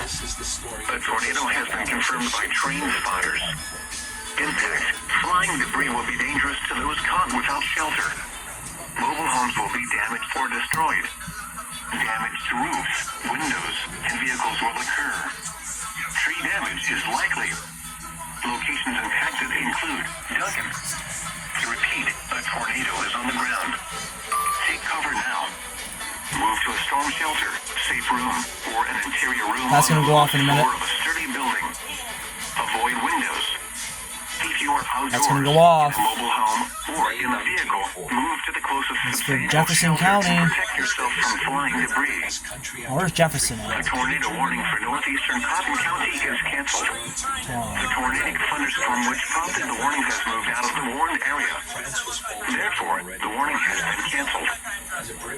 A tornado warning remains in effect until 6:15 p.m. Central Well, that's Daylight down there. Time for Can't get northwestern it. Jefferson and southern Stevens counties. At 5:49 p.m. Central Daylight Time, a severe thunderstorm capable of producing a tornado was located 7 miles east of Shell Comanche, moving east counties. at 20 miles an hour. Another possible tornado was located near Waurika, moving southeast at 20 miles an hour. Hazard: tornado and 2-inch hail. This is a radar-indicated threat rotation. Impact: flying debris will be dangerous to those caught without shelter. Mobile homes will be damaged or destroyed. Damage to roofs, windows, and vehicles will occur. Tree damage is likely. Locations impacted include Duncan, Waurika, Comanche, Hastings, Addington, Waurika Lake, and Empire City. Take cover now. Move to a storm driving shelter, crazy. safe room, or an interior room on the lowest floor of a sturdy building. Avoid windows. If you are outdoors, in a mobile home, or in a vehicle, move to the closest substantial shelter and protect yourself from flying debris. Heavy rainfall may hide this tornado. Do not wait to see or hear the tornado. Oh, Take cover now. and my misery. Rainfall is occurring with this storm and may lead to flash flooding. Amarillo. Youngstown County until 7:30 p.m. Central Daylight Time. At 5:56 p.m. Central Daylight Time, a severe thunderstorm was located 6 miles south of Garazet, or 9 miles northwest of Lipscomb, moving east at 40 miles per hour. Beaver and Hazard: golf ball size hail and 60 miles per hour wind gusts. this is 3. Source: radar indicated. Impact: minor damage to roofs, siding, and Oh, trees flood is visor. possible. Okay, good. People and animals outdoors will be injured. Expect hail damage to roofs, siding, windows, and vehicles. Locations impacted include Foley, Garazet, and Slap-Out. A tornado watch remains in effect until 10 p.m. Central Daylight Time for the Panhandle of Oklahoma. All hazards. For your protection, move to an interior room on the fourth floor of the building. Torrential rainfall is occurring with this storm and may lead to flash flooding. Do not drive your vehicle through flooded roadways. Repeating, a severe thunderstorm warning has been issued until 7:30 p.m. Central Daylight Time for the following county: Lipscomb, Texas. Is resistance and little more from the rest of the world. Britain was rearming itself. But the hopes and The National Weather Service has issued Tornado Watch number 307, effective until 10 p.m. Central Daylight Time. This watch includes the following counties in Texas: Collingsworth, Gray, Hansford, Hemphill, Lipscomb, Alright, just keep continuing that warning. Remember, a tornado watch means the conditions are favorable for the development of severe weather, including tornadoes, large hail and damaging winds in and close to the watch area. While severe weather may not be imminent, persons should remain alert for rapidly changing weather conditions and listen for later statements and possible warnings. Stay tuned to NOAA weather radio, commercial radio and television outlets, or internet sources for the latest severe weather information. The National Weather Service in Amarillo has issued a severe thunderstorm warning for southern Lipscomb County, northeastern Roberts County, northern Hemphill County, southeastern Nickel County until 7 p.m. Central Daylight Time. At 5:26 p.m. Central Daylight Time, a severe thunderstorm was located near Wolf Creek Park, or 17 miles west of Lipscomb, moving east at 45 miles per hour. Hazard: 2-inch hail and 60 miles per hour wind gusts. with his French counterpart, Source: radar indicated. the Italian fascist leader Benito Mussolini, and with Adolf Hitler. The Czechoslovakians were not present when the fate of their country was decided, and Hitler got what he wanted. The deal agreed to the annexation of the Sudetenland. The National Weather Service in Norman has issued a tornado warning for northeastern Jefferson County in southern Oklahoma, southeastern Stevens County in southern Oklahoma, southwestern Carter County in southern Oklahoma until 6:45 p.m. Central Daylight Time. At 6 p.m. Central Daylight Time, a severe thunderstorm capable of producing a tornado was located near Logo, moving south Yeah, that's the at 50 one. miles an hour. Expected hazards include tornado and half-dollar size hail. This is radar indicated threat rotation. The following impacts are expected. Flying debris will be dangerous to those. That's the one right here. That's what I've been looking at too. Damage to roofs, windows, and vehicles will occur. Tree damage is likely. Locations impacted include Lealton, Wilson, Ringling, Logo, Graham, Milo, Cornish, and Fox. It's not over yet. Cover now. Move to a storm shelter, safe room, or an interior room on the lowest floor of a sturdy building. Avoid windows. If you are outdoors, in a mobile home, or in a vehicle, move to the closest substantial shelter and protect yourself from flying debris. Heavy rainfall may hide this tornado. Do not wait to see or hear the tornado. Take cover now. That would change the course of history. A small gang of conservative MPs led by Flood advisory in effect until 8:30 p.m. Central Daylight Time this evening. They discuss how What? Flooding caused by excessive rainfall is expected. minister could be Where? A portion of southern Oklahoma, including the following county, Stevens. When? Until 8:30 p.m. Central I'll see what this Daylight tornado Time. warning up here looks like in Ohio. Minor flooding in low-lying and poor drainage areas. Churchill was already Additional details. At 5:30 p.m. Central Daylight Time, Doppler radar indicated heavy rain due to thunderstorms. for his failure Minor flooding is ongoing or expected to begin shortly in the advisory area. 1920s. A tornado warning remains in effect until 6:15 p.m. Central Daylight Time for northwestern Jefferson and southeastern Stevens counties. Observed? At 6:02 p.m. Central Daylight Time, a confirmed tornado was located near Sugden, moving southeast at 25 miles an hour. Expected hazards included a damaging tornado and 2-inch hail. A tornado has been confirmed by train spotters. Impact: flying debris will be dangerous to those caught without shelter. Mobile homes will be damaged or destroyed. Damage to roofs, windows, and vehicles will occur. Oh, that was a confirmed tornado in Ohio. Locations impacted include Waurika and Addington. To repeat, a tornado is on the ground. Take cover now. Move to a storm shelter, safe room, or an interior room on the lowest floor of a sturdy building. Avoid windows. If you are outdoors, in a mobile home, or in a vehicle, move to the closest substantial shelter and protect yourself from flying debris. Heavy rainfall behind this tornado. Do not wait to see or hear the tornado. What was going on in Take cover now. about? Torrential rainfall is occurring with this storm and may lead to flash flooding. Do not drive your vehicle through flooded roadways. Flood advisory in effect until 8:30 p.m. Central Daylight Time this evening. What? Flooding caused by excessive rainfall is expected. Where was this located? Where? A portion of southern Oklahoma, including the following county, Stevens. When? Until 8:30 p.m. Central Daylight Time. Impacts: minor flooding in low-lying and poor drainage areas. Additional details: at 5:30 p.m. Central Daylight Time, Doppler radar indicated heavy rain due to thunderstorms. I'll Minor see flooding it. is ongoing or expected to begin shortly in the advisory area. Between 1 and 2 inches of rain have fallen. Additional rainfall amounts up to 1 inch are expected over the area. This additional rain will result in minor flooding. Some locations that will experience flooding include Duncan, Marlow, Bray, and Central High. http:/www.weather.gov/safety/flood turnaround. Don't drown when encountering flooded roads.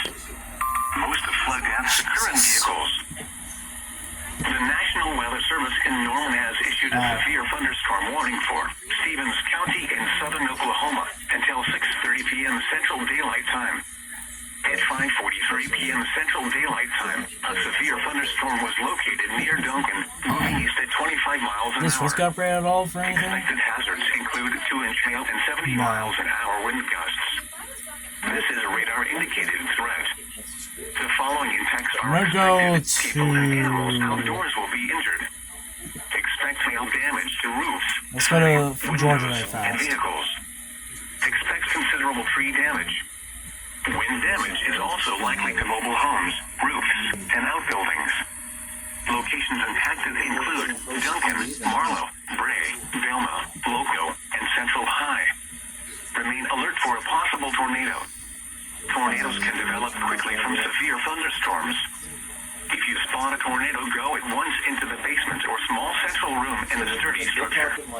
Prepare immediately for large hail and damaging wind. A severe thunderstorm warning remains in effect until 6:30 p.m. Central Daylight Time for southeastern Stevens County. At 6:05 p.m. Central Daylight Time, a severe thunderstorm was located 5 miles west of Velma, moving east at 35 miles an hour. Hazard: 70 miles an hour wind gusts and left all of hail. This is a radar indicator threat. Impacts: hail damage to vehicles is expected. Expect considerable tree damage. Wind damage is also likely to mobile homes, roofs, and outbuildings. Locations impacted include Velma and Loco. Remain alert for a possible tornado. tornadoes can develop quickly from severe thunderstorms. Prepare immediately for large hail and damaging winds. People outside should move to shelter inside a strong building and away from windows. This thunderstorm is capable of producing all types of severe weather, including extremely large hail, gusty to straight-line winds and tornadoes. Move quickly to a safe shelter, such as an interior room, a bathroom or closet or basement. Torrential rainfall is occurring with this storm and may lead to flash flooding. Do not drive your vehicle through flooded roadways. A severe thunderstorm warning remains in effect until 6:30 p.m. Central Daylight Time for southeastern Stevens County. At 6:05 p.m. Central Daylight Time, a severe thunderstorm was located 5 miles west of Velma, moving east at 35 miles an hour.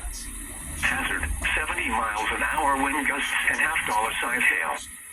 This is a Hey Diamond, I'm tracking severe weather at the moment. hail damage to vehicles is expected. Expect considerable tree damage. Wind damage is also likely to mobile homes, roofs, and GSP, here we go. locations impacted include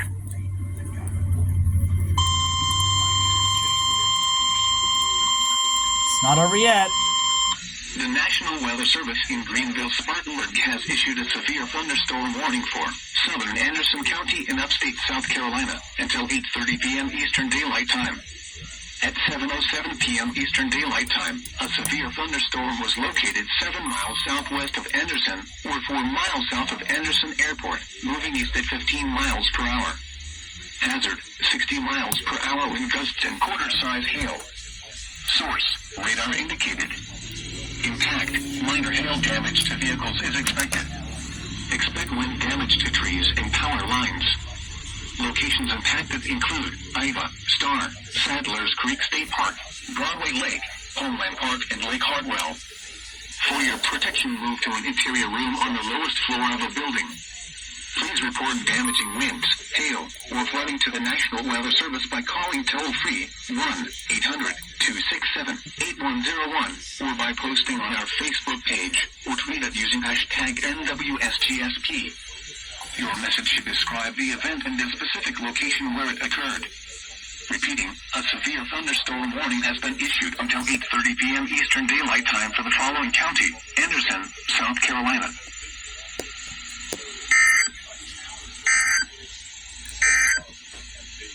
Here is a special weather statement. Strong thunderstorms will impact portions of north central Lawrence Not and over central yet. Spartanburg counties through 7:15 p.m. MPs voted against him, and 60 abstained.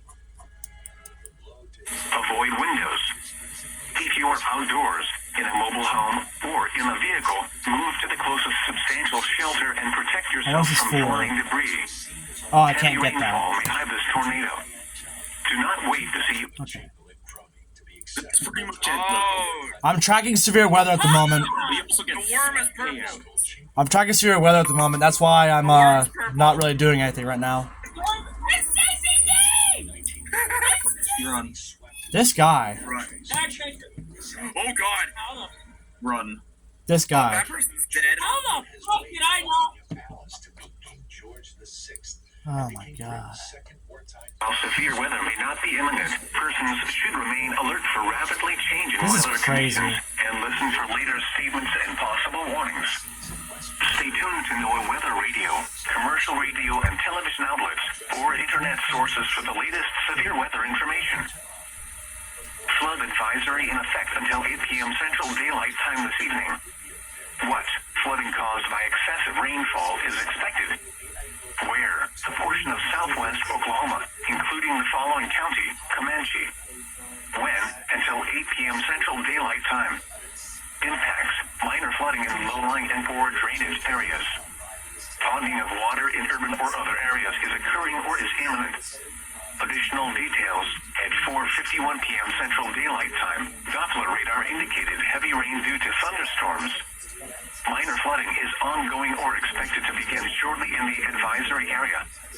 Between 1 and 2 inches of rain have fallen. Additional rainfall amounts up to 1 inch are expected over the area. This additional rain will result in minor flooding. Some locations that will experience flooding include Lawton, Elgin, Madison Park, Fort Sale, Lake Latonka, Lake Ellsworth, Mears, Wichita Mountains Wildlife Refuge, Mount Scott, the Visitor Center, and Doris Campground.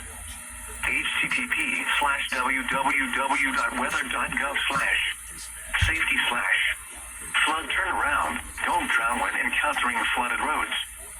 Most of flood deaths occur in vehicles. Flood advisory in effect until 8:30 p.m. Central Daylight Time this evening. What? Flooding caused by excessive rainfall is expected. Where? A portion of southern Oklahoma, including the following county: Stevens. When? Until 8:30 p.m. Central Daylight Time. Impacts: minor flooding in low-lying and poor drainage areas. Additional details: at 5:30 p.m. Central Daylight Time, Doppler radar indicated heavy rain due to thunderstorms. This is Minor nuts. flooding is ongoing or expected to begin shortly in the advisory area. Between 1 and 2 inches of rain have fallen. Additional rainfall amounts up to 1 inch are expected over the area. This additional rain will result in minor flooding. Some locations that will experience flooding include Duncan, Marlow, Bray, and Central High. http:/www.weather.gov/. There's seriously a tornado warning for Erie? Flood turnaround. Don't drown when encountering flooded roads. Most of flood deaths occur in vehicles. A tornado warning remains in effect until 6:15 p.m. Central Daylight Time for northwestern Jefferson and southeastern Stevens counties. At 6:00 Friday night, mostly clear. Lows around 50. Wait, what about North winds 10 to 15. Givmere?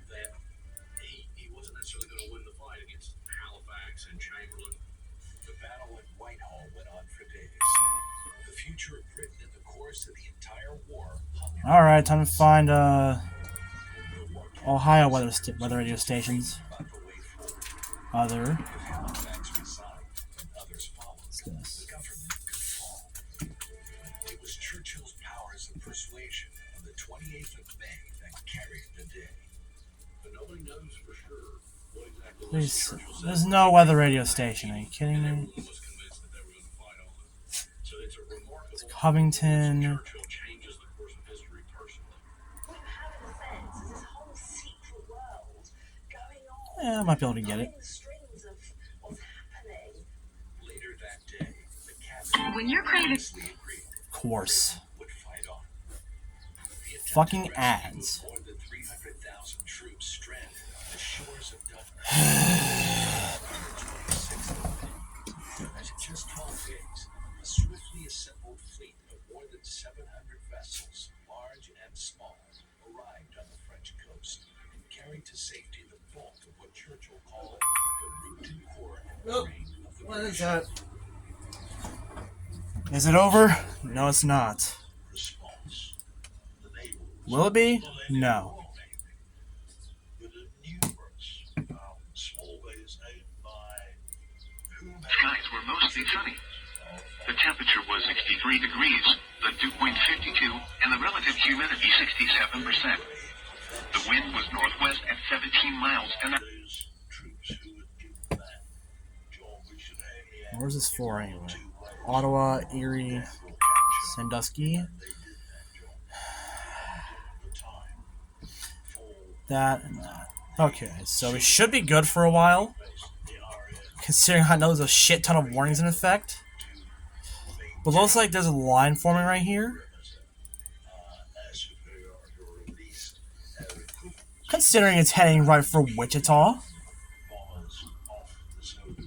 the 4th of June, Churchill made one of his most famous and stirring speeches. And these storms steamrolled right through Dodge City. I'll do that right now. I totally. Churchill's brilliant words transformed a military defeat You can call me into an tonight, act that's of fine. heroic defiance. He steamrolled right through Dodge City. Minus the glorious failure. Okay. Oh my god. The church was ever under any illusions that this was anything other than a catastrophic defeat, and regarded it as so, and just the prelude Jesus. Continues tornado warning. Hail. San Angelo. The British Army had lost almost 50,000 soldiers, as well as most of its tanks and equipment. San Angelo. Remember, after Dunkirk, warns the British people Here we go. by glorious evacuation. Drink plenty of fluids. Stay in an air-conditioned room. Stay out of the sun and check up on relatives and neighbors. Young children and pets should never be left unattended in vehicles under any circumstances. Take extra precautions if you work or spend time outside. Oh, it's When not going to go possible, off. reschedule strenuous activities to early morning or evening. Alright, let's see where Texas Know the is. signs and And symptoms of are. heat exhaustion and heat stroke. Wear lightweight and loose-fitting clothing when possible. To reduce risk during outdoor work, the Occupational Safety and Health Administration recommends scheduling frequent rest breaks in shaded or air-conditioned environments. Anyone overcome by heat should be moved to a cool and shaded location. Heat stroke is an emergency. Call 911. Heat advisory remains in effect until 7 p.m. Central Daylight Time this evening. Heat advisory in effect from 1 p.m. to 8 p.m. Central Daylight Time Friday. What? For the first heat advisory, temperatures from 103 to 106 are expected. For the second heat advisory, temperatures from 103 to 107 are expected. Where? Sterling, Coke, Urian, Tom Green, Crockett, Schleicher, Sutton, and Kimball counties. Okay. When? For the first heat advisory, Alright, so it until doesn't really 7 cover p.m. much. Central Daylight Time this evening. For the second heat advisory, from 1 p.m. to 8 p.m. Central Daylight Time Friday.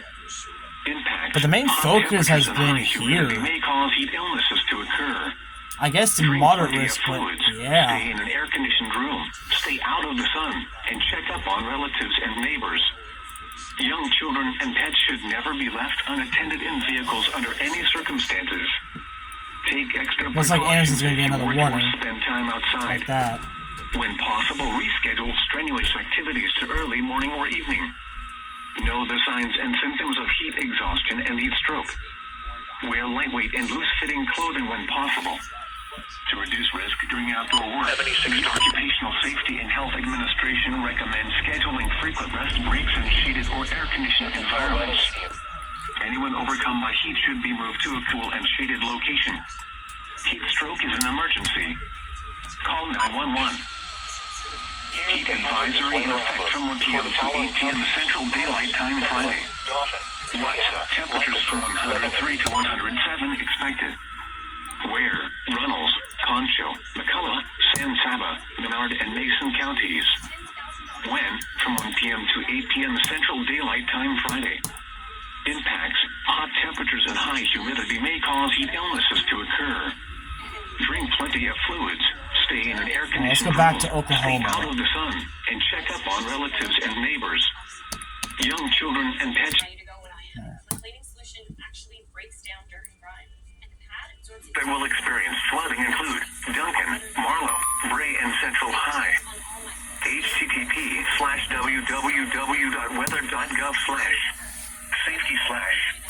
http:/www.weather.gov/safety/flood turnaround. Don't drown when encountering flooded roads. Most of flood deaths occur in Oh, that's got a tornado on it. A severe thunderstorm warning remains in effect until 6 There's no doubt in my p.m. mind. Central Daylight Time for southeastern Stevens County. At 6:05 p.m. Central Daylight Time, a severe thunderstorm was located 5 miles west of Velma, moving east at 35 miles an hour. Hazard, 70 miles an hour wind gusts and half-dollar-size hail. This is a radar-indicated threat. Impact, hail damage to vehicles is expected. That's up there. Expect considerable tree damage. That's up here. I still Wind can't get damage it. is also likely to mobile homes, roofs, and outbuildings. Locations impacted include Velma and Moco. Remain alert for a possible tornado. Tornadoes can develop quickly from severe thunderstorms. Prepare immediately for large hail and damaging winds. People outside should move to a shelter inside a strong building and away from windows. This thunderstorm is capable of producing all types of severe weather, including extremely large hail, destructive straight-line winds, and tornadoes. Move quickly to a safe shelter, such as an interior room, a bathroom or closet or basement. Torrential rainfall is occurring with this storm and may lead to flash flooding. Do not drive your vehicle through flooded roadways. The National Weather Service in Norman has issued a tornado warning for northeastern Jefferson County in southern Oklahoma, southeastern Stevens County in southern Oklahoma, southwestern Carter County in southern Oklahoma until 6:45 p.m. Central Daylight Time. At 6 p.m. Central Daylight Time, a severe thunderstorm capable of producing a tornado was located near Logo, moving southeast at 40 miles an hour.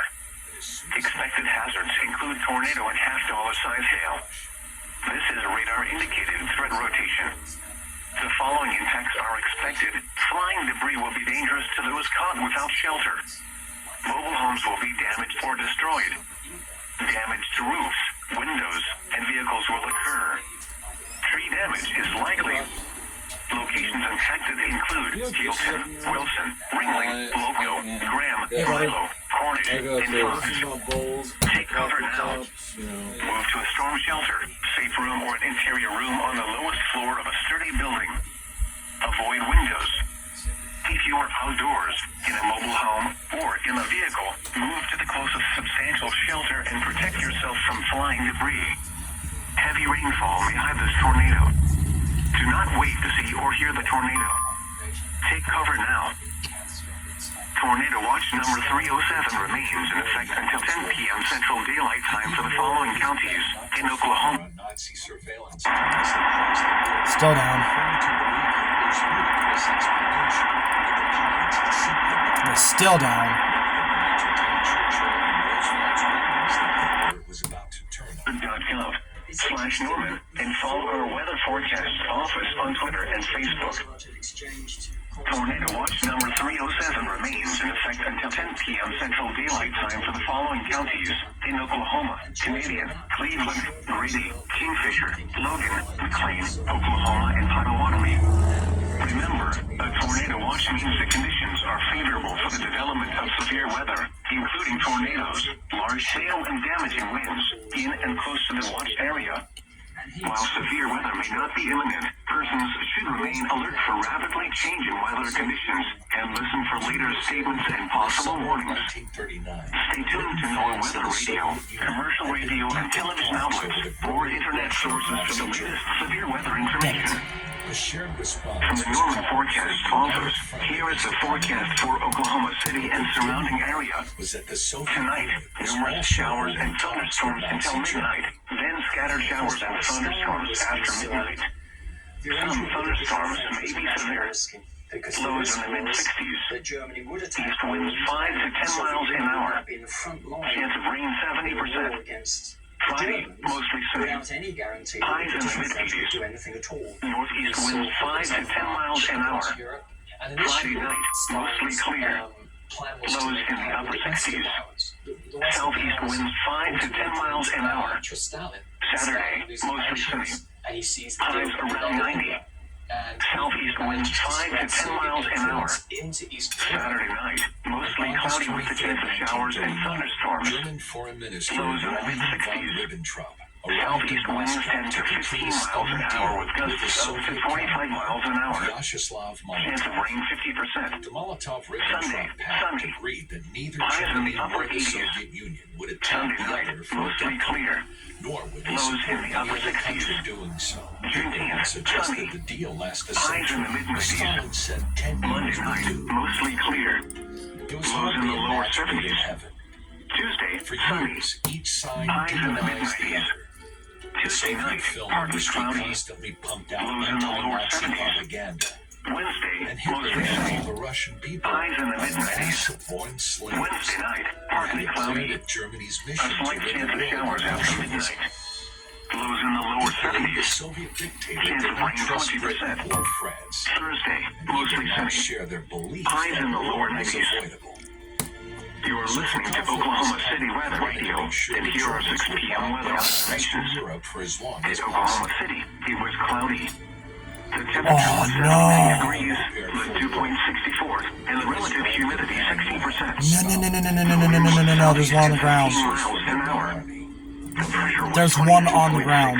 inches and steady. Behavior. At Norman, it was sunny.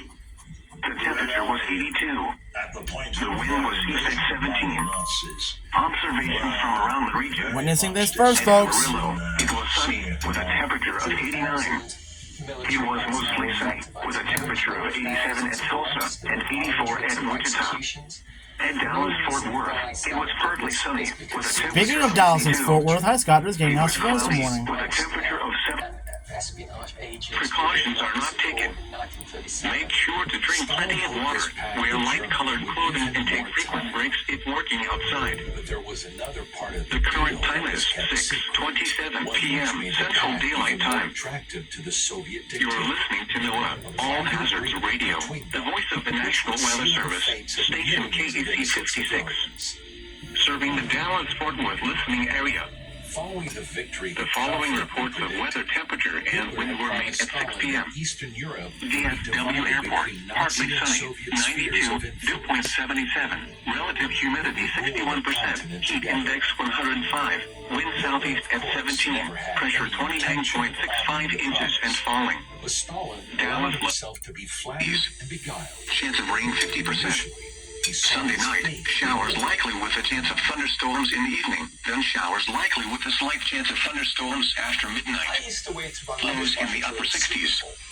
Chance of rain 70%. Juneteenth, There's a tornado showers on the likely ground. with a slight chance of thunderstorms in the morning, then showers with a chance of thunderstorms in the afternoon. Highs in the lower 80s. Chance of rain 80%. Well, there was one. Monday night, mostly cloudy with a chance of showers with a slight chance of thunderstorms in the evening. Then partly cloudy with a slight chance of showers after midnight. Lows in the mid-60s. Chance of rain 40%. Tuesday, mostly sunny with a chance of showers. A slight chance of thunderstorms in the morning, then a chance of thunderstorms in the afternoon. Highs in the mid-80s. Chance of rain 50%. Tuesday night, a slight chance of thunderstorms in the evening. Partly cloudy with a slight chance of showers. Lows in the mid-60s. Chance of rain 20%. Wednesday, mostly sunny with a chance of showers. A slight chance of thunderstorms in the morning, then a chance of thunderstorms in the afternoon. Highs in the mid-80s. Chance of rain 50%. Wednesday night, a slight chance of thunderstorms in the evening. Really smells into your air. Ew.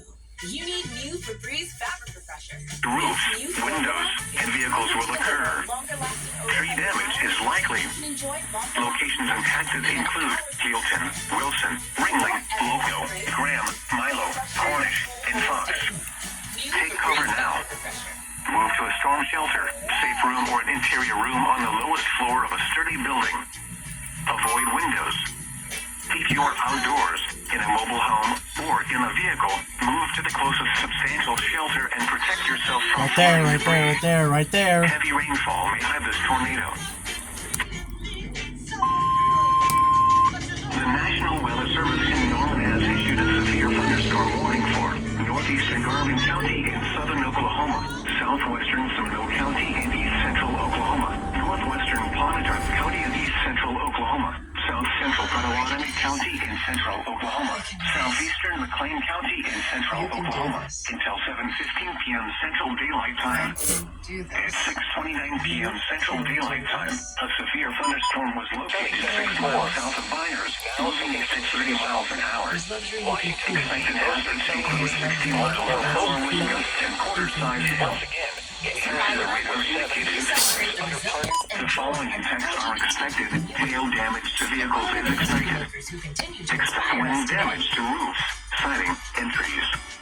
Locations impacted include Falls Valley, Stratford, Kanawha, Howley, Byers, Fitzhugh, and Van Nuys. September 1931. For your protection, move to an interior room on the lowest floor of a building. Large hail, damaging wind, and continuous cloud-to-ground lightning are occurring with this storm. Move indoors immediately. Off the map. Lightning is one of nature's leading killers. Remember, if you can hear thunder, you are close enough to be struck by lightning. Protect the The Soviet tornado Union watch is remains critical in to effect for the Stalin's warred sense area. of security. For many years, Stalin had been interested in acquiring what we're known as The National Weather Service in Norman has issued a severe thunderstorm warning for northeastern Garvin County and southern Oklahoma, southwestern Seminole County and east central Oklahoma, northwestern Pontotoc County and east central Oklahoma, south central Potawatomi County and central Oklahoma, southeastern McLean County and central Oklahoma until 7:15 p.m. Central Daylight Time. 6:29 p.m. Central Daylight Time, a severe thunderstorm was located 6 miles south of Viners, moving east at 30 miles an hour. Expected hazards include 60 miles an hour wind gusts and quarter-size hail. This is a radar-indicated threat. The following impacts are expected. Hail damage to vehicles is expected. Expect wind damage to roofs, siding, and trees. Locations impacted include Falls Valley, Stratford, Conroe, Howley, Byers, Siskiyou, and Van Nuys. For your protection, move to an interior room on the lowest floor of a building. Large hail, damaging wind, and continuous cloud-to-ground lightning are occurring with this storm. Move indoors immediately. Lightning is one of nature's leading killers.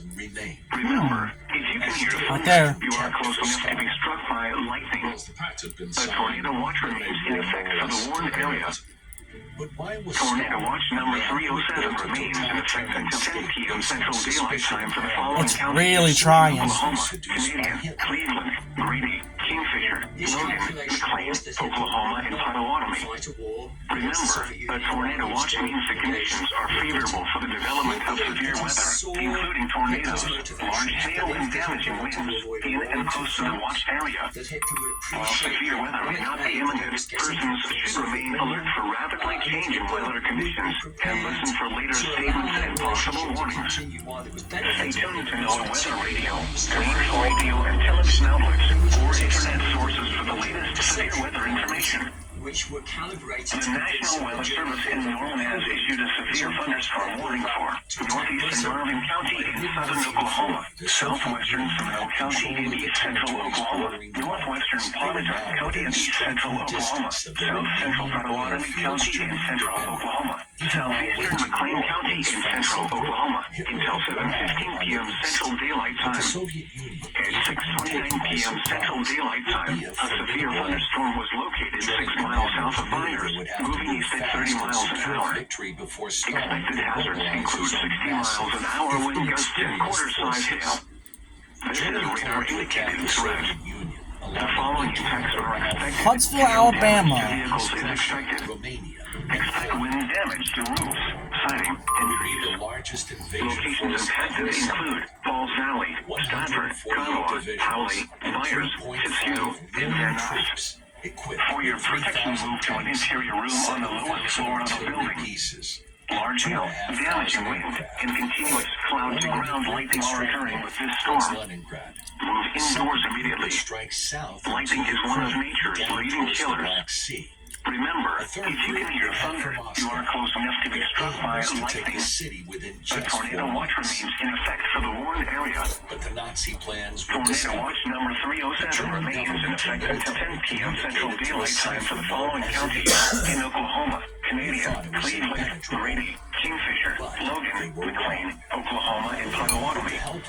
Remember, a tornado watch means the conditions are favorable for the development of severe weather, Where are you going? including tornadoes, large hail, and damaging winds in and close to the watched area. While severe weather may not be imminent, persons should remain alert for rapidly changing weather conditions and listen for later statements and possible warnings.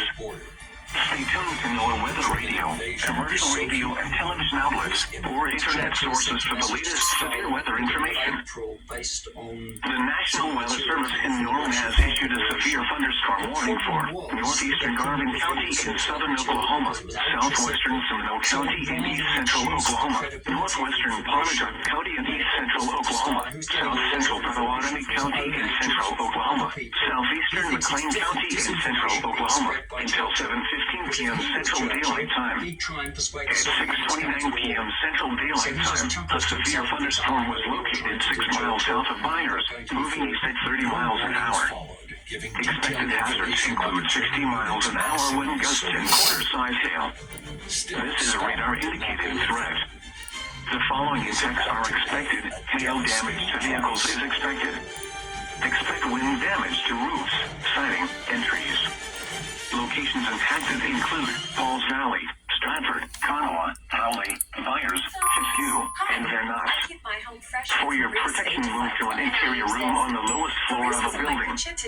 Large hail, damaging wind, and continuous cloud-to-ground lightning are occurring with this storm.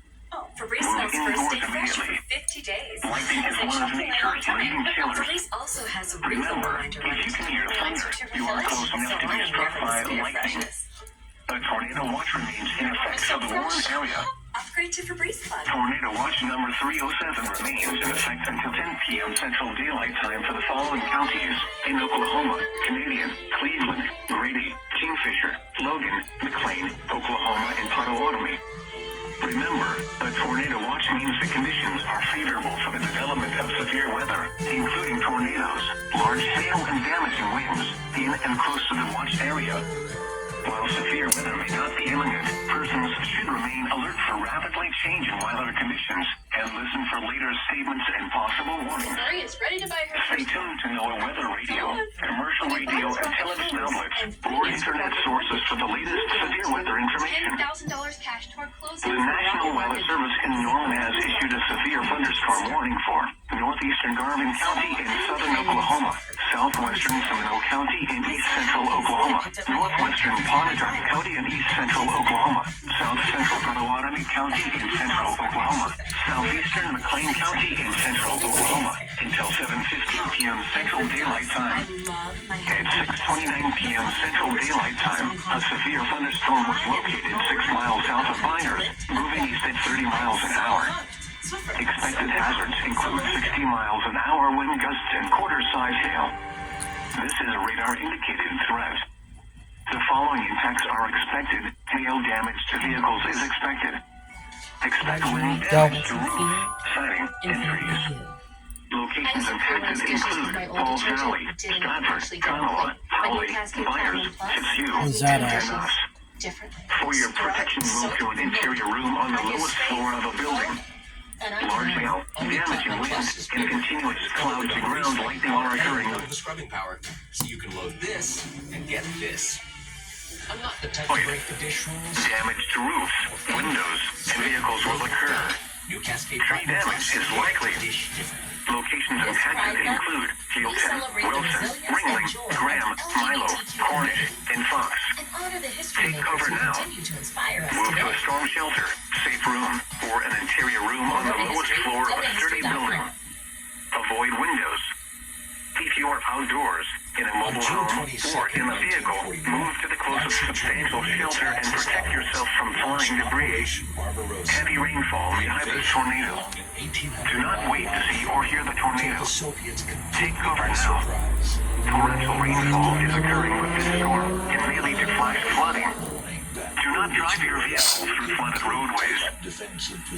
Tornado watch number 307 remains in effect until 10 p.m. Central Daylight Time for the following counties: in Oklahoma, Caddo, Comanche, Cotton, Grady, Kiowa, Stevens, and Tillman.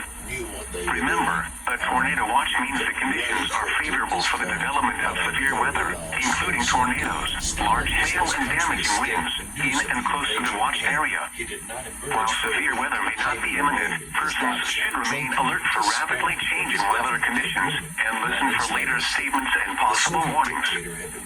Stay tuned to NOAA Weather Radio, commercial radio, and television outlets, or internet sources for the latest severe weather information. Flood advisory in effect until 8 p.m. Central Daylight Time this evening. What? Flooding caused by excessive rainfall is expected. Where? A portion of southwest Oklahoma, including the following counties. Wait, tornado reported? When? Until 8 p.m. Central Daylight Time. Impacts: minor flooding in low-lying and poor drainage areas. No way! Ponding of water in urban or other areas is occurring or is imminent. Additional details: at 4:51 p.m. Central Daylight Time, Doppler radar indicated heavy rain due to thunderstorms. Minor flooding is ongoing or expected to begin shortly in the advisory area. Between 1 and 2 inches of rain have fallen. Additional rainfall amounts up to 1 inch are expected over the area. This additional rain will result in minor flooding. Some locations that will experience flooding include Lawton, Still Elgin, can't get that Citizen one. Park, Fort Sale, Lake Lawtonia, Yes. Lake Ellsworth, Mears, Wichita Mountains Wildlife Refuge, Mount Scott, the Visitor Center, and Doris Campground. http://www.weather.gov/safety/flood turnaround. Don't drown when encountering flooded roads. Most of flood deaths occur in vehicles. Flood advisory in effect until 8:30 p.m. Central Daylight Time this evening. What? Flooding caused by excessive rainfall is expected. Where? A portion of southern Oklahoma, including the following county: Stevens. When? Until 8:30 p.m. Central Daylight Time. Impacts: minor flooding in low-lying and poor drainage areas. Additional details: at 5:30 p.m. Central Daylight Time. Doppler. Heat index 105. Southwest at 21. Gusting to 33. Abilene, sunny, 96. Heat index 109. Southeast at 15. Gusting to 24. Waco, haze, 95. Heat index 108. South at 13. Gusting to 23. Tyler, haze, 92. Heat index 104. Southeast at 8. Once again at 6 p.m. DFW Airport, partly sunny, 92. Heat index 105. Southeast at 17. Aggregates weather outlook through tonight for North Texas. This afternoon and tonight, severe thunderstorms are possible this afternoon and evening. Large hail and damaging winds are the main threats, but a tornado or two can be ruled out. Heat index values greater than 105 are ongoing across portions of north and central Texas and may lead to heat-related illnesses if precautions are not taken. Spotter activation may be requested later this afternoon and evening. And now the hazardous weather outlook for Friday through Wednesday. Additional storms will be possible Saturday evening and overnight. There is a threat for a few severe storms mainly across North Texas. A heat advisory will continue into the weekend, signifying the continued threat for heat-related illnesses if precautions are not taken. Make sure to drink plenty of water, wear light-colored clothing, and take frequent breaks if working outside. The current time is 6:43 p.m. Central Daylight Time. You are listening to NOAA All Hazards Radio, the voice of the National Weather Service, station KDC 56, serving the Dallas-Fort Worth listening area. The following reports of weather temperature and wind warming at 6 p.m. DFW Airport, partly sunny, 92, dew point 77, relative humidity 61%, heat index 105, wind southeast at 17, pressure 29.65 inches. The Russian winter set in. It was one of the coldest of the Wait, did that get expired? Locations impacted include Oh no, it didn't. Wilson, Oh, these, why is it expired? Cornish, and There's Fox. still rotation. Cover now. Use their guns or Move to a storm shelter, safe room, or an interior room on the lowest floor of a sturdy building. Avoid windows. If you are outdoors, in a mobile home, or in a vehicle, move to the closest substantial shelter and protect yourself from flying debris. Heavy rainfall may have this tornado. Do not wait to see or hear the tornado. Take cover now. Torrential rainfall is occurring with this storm and may lead to flash flooding. Do not drive your vehicle through flooded roadways. National Weather Radio Station WXK 86 in Lawton, Oklahoma. Operating on the frequency of 162.550 MHz. Programming originates from the National Weather Service Forecast Office in Norman. You are listening to Lawton Weather Radio, and here are 6 p.m. weather observations. In Lawton, What? the temperature was 74 degrees, the dew point 65, and relative humidity 73%. The wind was east. That was live voice that time. Oh, that's cool. The pressure was 29.65 inches and falling. While in Washington, In Hobart, FDR it was mostly continues to sunny. sit on his hands The until temperature a was new 84, silence the and dew point 69, and the relative humidity 60%. unexpected The wind was southeast at 26, gusting to 36. The pressure was 29.64 inches and falling. In Frederick, the temperature was 97 degrees, the dew point 71, and the relative humidity 42%, producing a heat index of 104. The wind was south at 13 miles an hour. The pressure was 29.61 inches and rising. At Wichita Falls, it was cloudy. The temperature Can I was get 95, that? the dew point Wichita 74, Falls? and the relative humidity 50%, producing a heat index of 105. Waco. The wind was southwest at 21, gusting to 33. The pressure was 29.60 inches and rising. Observations from around the region. At Amarillo, What about it was sunny with a temperature Tyler? of 89. It was mostly sunny WXK with a temperature of 36. 96 at Childress and 97 at Lubbock. It was partly sunny with a temperature of 86 at Clinton and 92 at Dallas Fort Worth. Hold on, let me find At it. Oklahoma City, it was cloudy What with a was it again? temperature of 79. German troops Once again at 6 p.m. at Lawton, it was cloudy. The temperature was 74. The following is your hazardous weather outlook. This hazardous weather outlook is for portions of northern, western, central, and southern Oklahoma and western North Texas. Day 1. Welcome back. Tonight, thunderstorms. Severe storms will develop during the afternoon and evening. Storms will initially impact western Oklahoma and western North Texas and will move eastward during the evening and overnight. The stronger storms will produce hail up to the size of baseballs and winds up to 80 miles an hour. A few tornadoes are also possible, especially during the afternoon and early evening hours. Spotter and emergency management statement. Storm spotter groups and emergency management personnel across Oklahoma and North Texas should prepare for severe weather operations. Days 2 through 7, Friday through Wednesday, thunderstorms. There is a low chance for thunderstorms across northern Oklahoma late Friday night. There is a medium chance for strong to severe storms Saturday afternoon and evening. Get graphics and more details at weather.gov/Norman and follow our weather forecast office on Twitter and Facebook. Flood advisory in effect until 8 p.m. Central Daylight Time this evening. What? Flooding air caused by forecast. excessive rainfall is expected. Where? A portion of southwest Oklahoma, including the following county: Comanche. When? Until 8 p.m. Central Daylight Time. Impacts: minor flooding in low-lying and poor drainage areas. Ponding of water This is in crazy, rural man. areas is occurring or is imminent. Additional details at 4:51 p.m. Central Daylight Time. Doppler radar indicated heavy rain due to thunderstorms.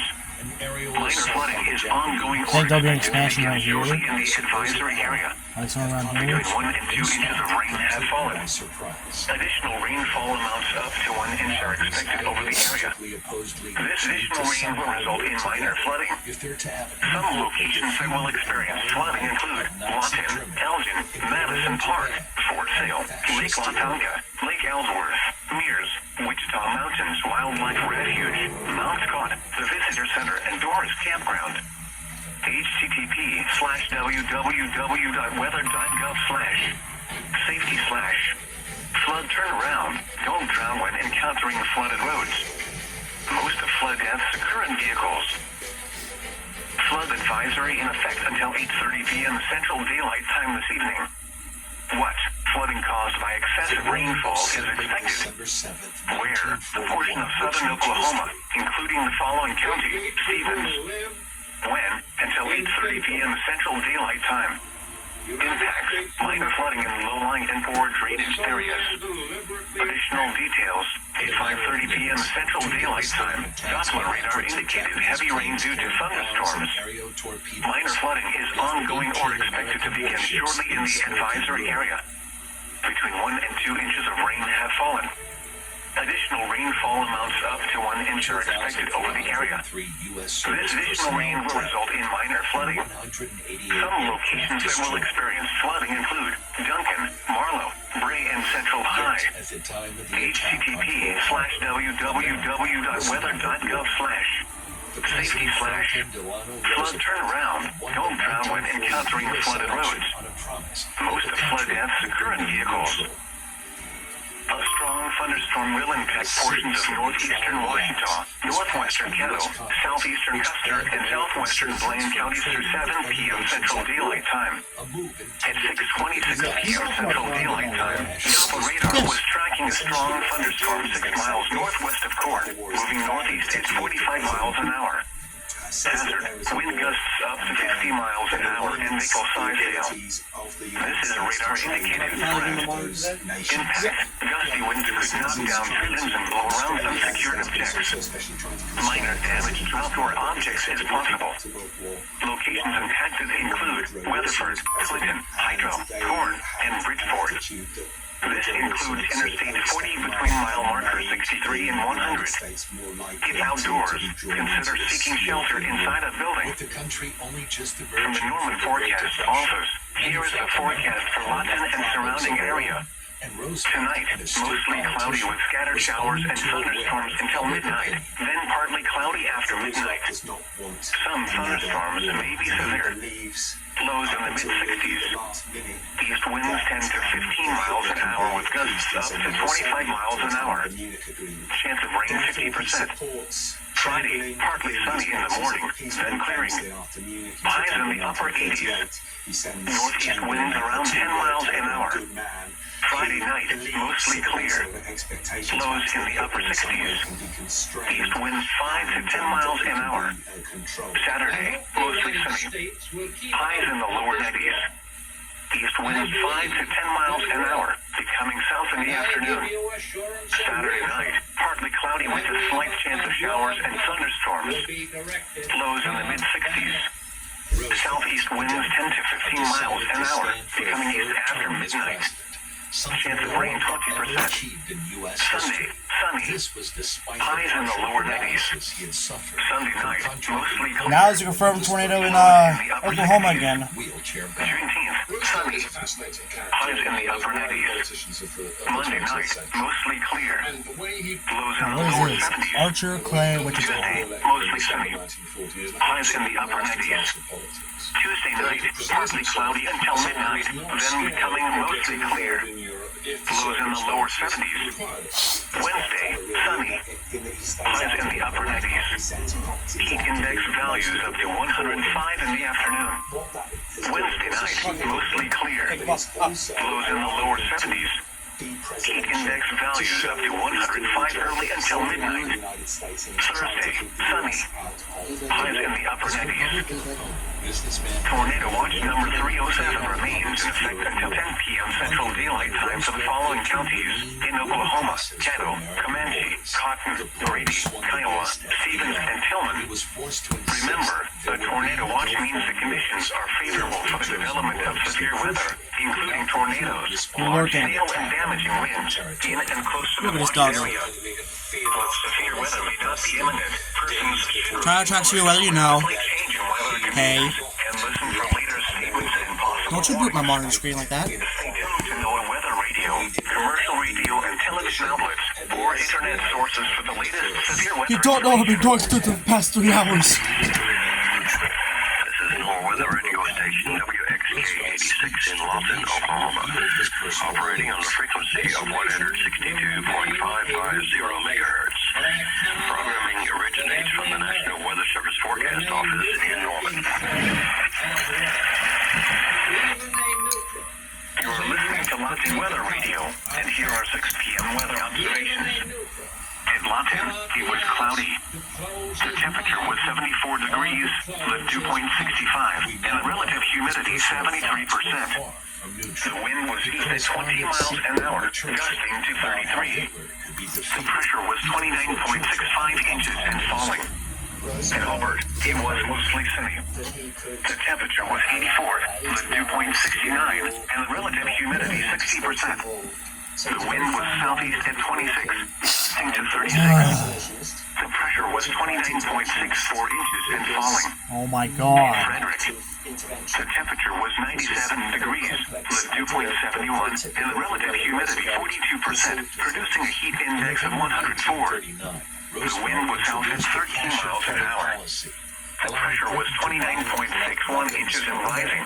At Wichita Falls, it was cloudy. The temperature was 95, with 2.74, and the relative humidity 50%, producing a heat index of 105. The wind was southwest at 21, gusting to 33.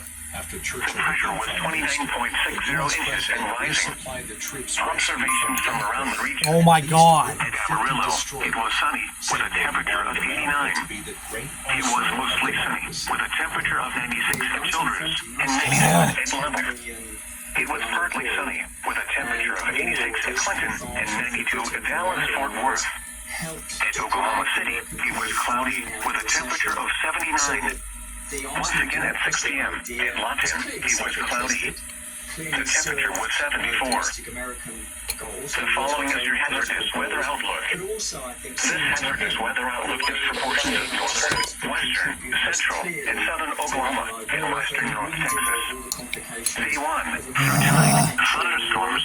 Severe storms will develop during the afternoon and evening. Storms will initially impact western Oklahoma and western North Texas and will move eastward during the evening and overnight. The stronger storms will produce hail up to the size of baseballs and winds up to 80 miles an hour. A few tornadoes are also possible, especially during the afternoon and early evening hours. Spotter and emergency management statement.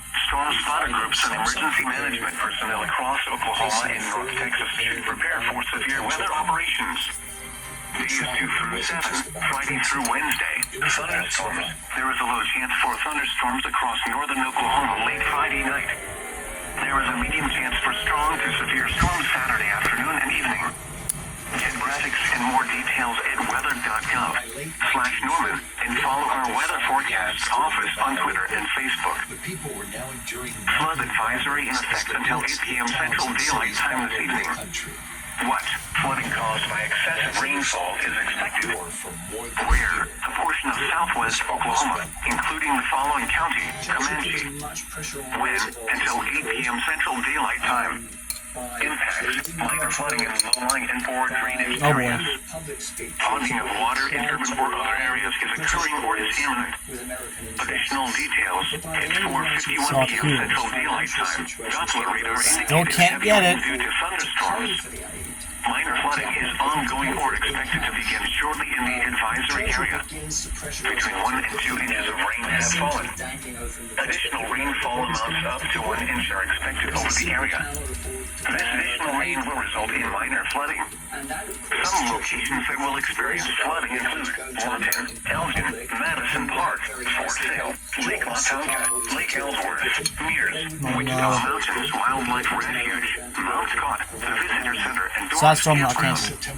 http://www.weather.gov/safety/flood turnaround. Don't drown when encountering flooded roads.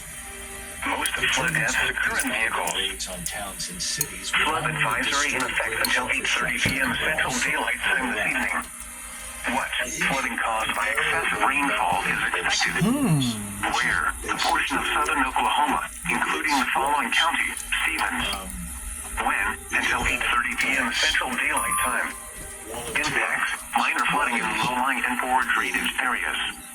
Additional details at 5:30 p.m. Central Daylight Time. Doppler radar indicated heavy rain due to thunderstorms. Minor flooding is ongoing or expected to begin shortly in the advisory area. Let's see what this one looks like. Between 1 and 2 inches of rain have fallen. Additional rainfall amounts up to 1 inch are expected over the area. This additional rain will result in minor flooding. Some locations that will experience flooding include Duncan, Marlow. That's not a supercell. That's a spin-up. That's a spin-up. Safety/flood turnaround. Don't drown when encountering flooded roads. Most of flood deaths occur in vehicles. From the Norman Forecast Office, here is the forecast for Lawton and surrounding area. Tonight, mostly cloudy with scattered showers and thunderstorms until midnight, then partly cloudy after midnight. some thunderstorms may be severe. Something to your Lows in the mid-60s. East winds 10 to 15 miles an hour with gusts up to 25 miles an hour. Chance of rain 50%. Friday, partly sunny in the morning, then clearing. Highs in the upper 80s. Northeast winds around 10 miles an hour. Friday night, mostly clear. Lows in the upper 60s. East winds 5 to 10 miles an hour. Saturday, mostly sunny. Highs in the lower 90s. East winds 5 to 10 miles an hour, becoming south in the afternoon. Saturday night, partly cloudy with a slight chance of showers and thunderstorms. Lows in the mid-60s. Southeast winds 10 to 15 miles an hour, becoming east after midnight. Chance of rain 20%. Sunday, sunny. Highs in the lower 90s. Sunday night, mostly clear. Lows in the upper 60s. Juneteenth, sunny. Highs in the upper 90s. Monday night, mostly clear. Lows in the lower 70s. Tuesday, mostly sunny. Highs in the upper 90s.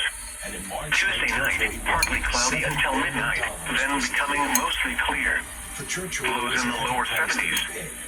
Wednesday, sunny. Highs in the upper 90s. Heat index values up to 105 in the afternoon. Wednesday night, mostly clear. Lows in the lower 70s. Heat index values up to 105 early until midnight. Thursday, sunny. Highs in the upper 90s. Tornado watch number 307 remains in effect until 10 p.m. Central Daylight Time for the following counties in Oklahoma: Caddo, Comanche, Cotton, Grady, Iowa, Stevens, and Tillman. Remember, a tornado watch means the conditions are favorable for the development of severe weather, including tornadoes, large hail, and damaging winds in and close to the watch area. This is driving me crazy, bro. Not be imminent. Persons should remain alert for rapidly changing weather conditions and listen for later statements and possible warnings. This has been going on for 3 hours now. Commercial radio and television outlets, or I didn't know I was getting myself into this. severe weather information. You're listening to Latin Weather Radio, and here are 7 p.m. weather observations.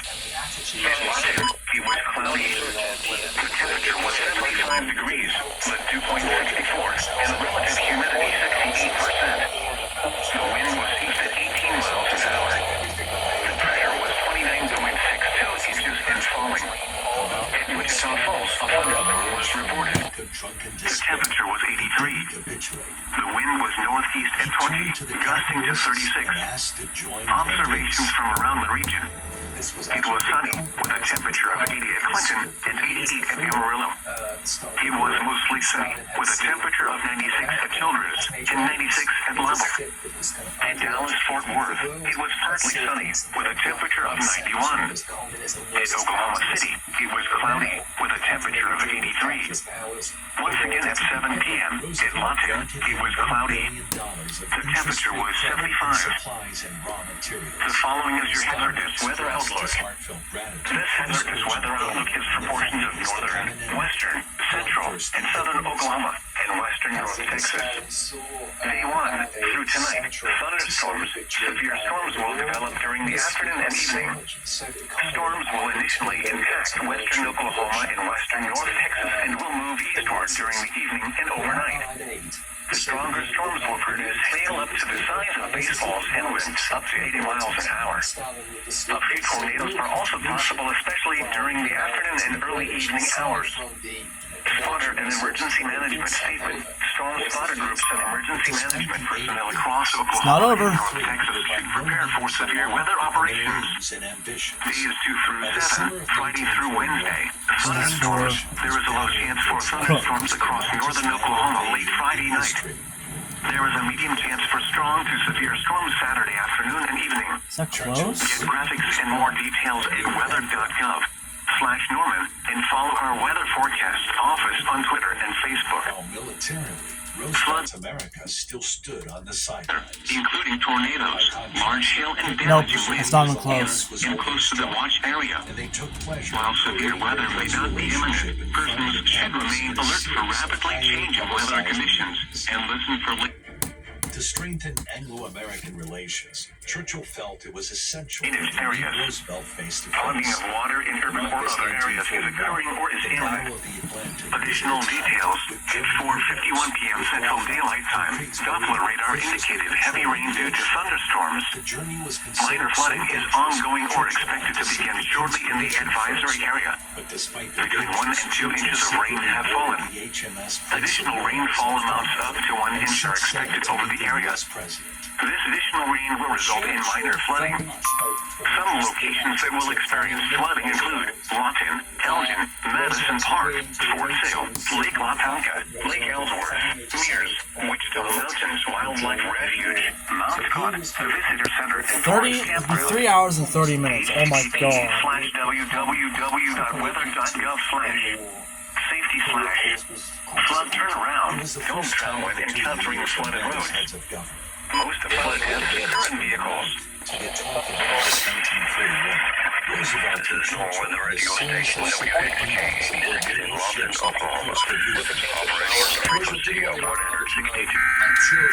Knew it. He wants to make sure that he could get the result. Oh, this is gonna be a doubleheader. Churchill arrived with a long wish list of munitions I think. and supplies, but he also had a burning desire Oh, it's for this one right here. to the war The immediately. National Weather Service in Norman has issued a severe thunderstorm warning for northern Caddo County in southwest Soldiers marching as to McLean, war Oklahoma. in front of the news cameras.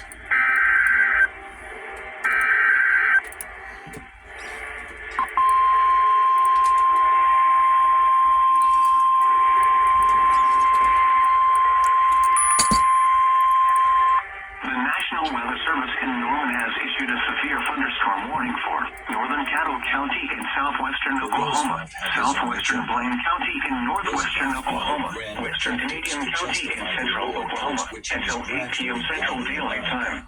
At 7:06 p.m. Central Daylight Time, a severe thunderstorm was located 5 miles southeast of Hydro, moving east at 30 miles an hour. When they Expected hazards include 60 miles an hour wind gusts and quarter-size hail.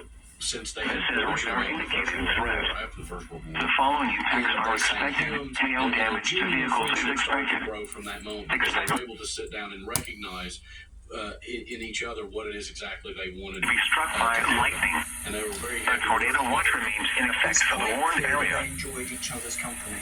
And in a war that was run by some very significant The National close Weather personal Service in Norman has relationships issued a severe thunderstorm warning for having a indoors relaxed immediately. personal relationship. Lightning is one of nature's leading killers. The communication Remember, if you can hear thunder, you are close enough to be struck by Not a gonna end lightning. it for a little while. Tornado watch remains in effect for the warned area. Churchill went to visit the White House after the bombing of Pearl Harbor, and he stood up by accident. Tornado watch number 307. Alright, let's see. Will this work? Central Daylight Time for the following counties in Oklahoma. United States. The trouble is that Churchill They're still the down. world in very different ways. Churchill wanted to protect the British Empire, whereas Roosevelt wanted to end European imperialism and open the world to American influence. To remain allies, they had to find common They've been ground. down for a while Lowest now. floor of a building. The two men worked Large together hail, behind the damaging scenes wind, to and devise continuous ways to cloud-to-ground become lightning known are as the occurring with Atlantic this Show. storm. The Move agreement indoors rejected immediately. territorial grandness, Lightning is one of nature's leading killers. self-determination. Remember, Promised if you can hear thunder, you are close enough to be struck by lightning. Social security. The tornado watch remains in effect for the warned area. Tornado watch number 307 remains in effect until 10 p.m. Central Daylight Time for the following counties in Oklahoma: Caddo, Comanche, Cotton, Grady, Kiowa, Stevens, and Tillman. Remember, a tornado watch means the conditions are favorable for the development of severe weather, including tornadoes, large hail, and damaging winds in and close to the watched area. While severe weather may not be imminent, persons should Oh, boy. remain alert for rapidly changing weather conditions and listen for later statements and possible warnings. Stay tuned to NOAA Weather Radio, commercial radio and television outlets, or internet sources for the latest severe weather information. Flood advisory in effect until 8 p.m. Central Daylight Time this evening. What? Flooding caused by excessive rainfall is expected. Where? I felt Where's I was in Wilkes-Barre at? contact with a very great man who was also a warm-hearted What are friend. you doing, Kane? Hey, So much of the war aimed as articulated in What are you several doing? big discussions as well, with Stalin involved, thinking of liberating Europe from Details at 4:51 p.m. Central Daylight Time. Doppler radar indicated oh, I was heavy heading rain due to straight for the thunderstorms. OKC. Minor flooding is ongoing or expected to begin shortly in the advisory area. But there would also be Between 1 and 2 inches of rain have fallen. the British Empire. Additional rainfall amounts up to 1 inch are expected over the area. Could be the implication. This additional rain will result in minor flooding. Some locations that will experience flooding include Lawton, Elgin, Madison Park, Fort Sill, Lake Watonka, Lake Ellsworth, Mears, Wichita Mountains Wildlife Refuge, Oh my God. Scott, the Visitor Center, and Doris Campground. http:/www.weather.gov/safety/ flood turnaround. Don't drown when encountering flooded roads. Most of flood deaths occur in vehicles. By the representatives. Flood advisory in effect until 8:30 p.m. Central Daylight Time this evening. What? Flooding caused by excessive rainfall is expected. Where? A portion of southern Oklahoma, including the following county: Stevens. When? Until 8:30 p.m. Central Daylight Time. Impacts: minor flooding in low-lying and poor drainage areas. Additional details: at 5:30 p.m. Central Daylight Time, Doppler radar indicated heavy rain due to thunderstorms. Minor flooding is ongoing or expected to begin shortly in the advisory area. Between 1 and 2 inches of rain have fallen. Additional rainfall amounts up to 1 inch are expected over the area. This additional rain will result in minor flooding.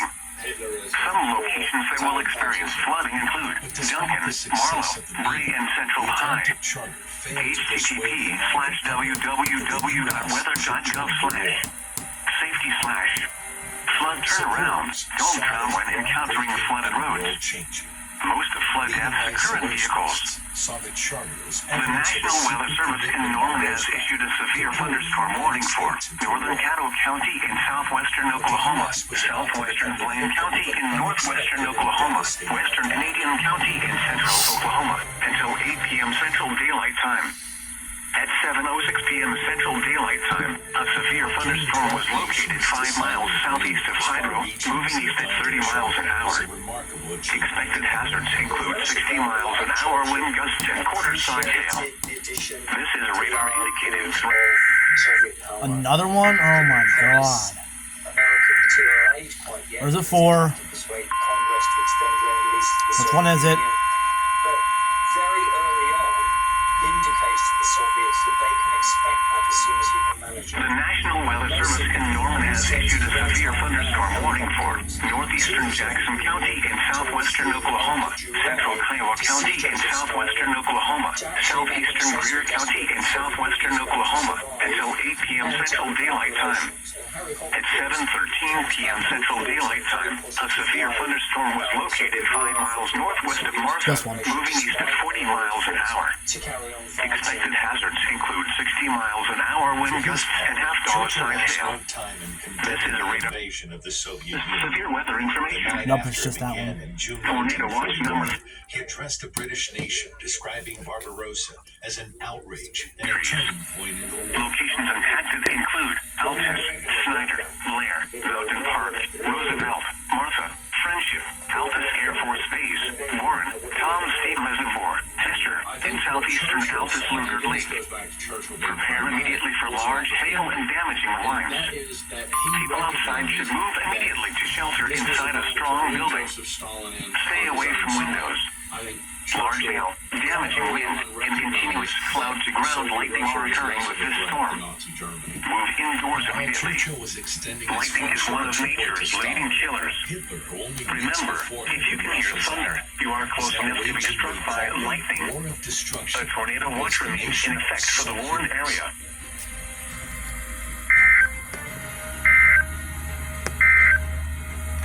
The National Weather Service in Norman has issued a severe thunderstorm warning for northern Caddo County in southwestern Oklahoma, southwestern Blaine County in northwestern Oklahoma, western Canadian County in central Oklahoma, until 8 p.m. Central Daylight Time. At 7:06 p.m. Central Daylight Time, a severe thunderstorm was located 5 miles southeast of Hydro, moving east at 30 miles an hour. Expected hazards include 60 miles an hour wind gusts and quarter-size hail. This is a radar-indicated threat. The following impacts are expected. Hail damage to vehicles is expected. Expect wind damage to roofs, siding, and trees. Locations impacted include Hinton, Curie, Hydro, Calumet, Bridgeport, and Cedar Lake. For your protection, move to an interior room on the lowest floor of a building. Large hail, damaging wind, and continuous cloud-to-ground lightning are occurring with this storm. Move indoors immediately. Lightning is one of nature's leading killers. That's gonna tighten. Remember, if you can hear thunder, you are close enough to be struck by lightning.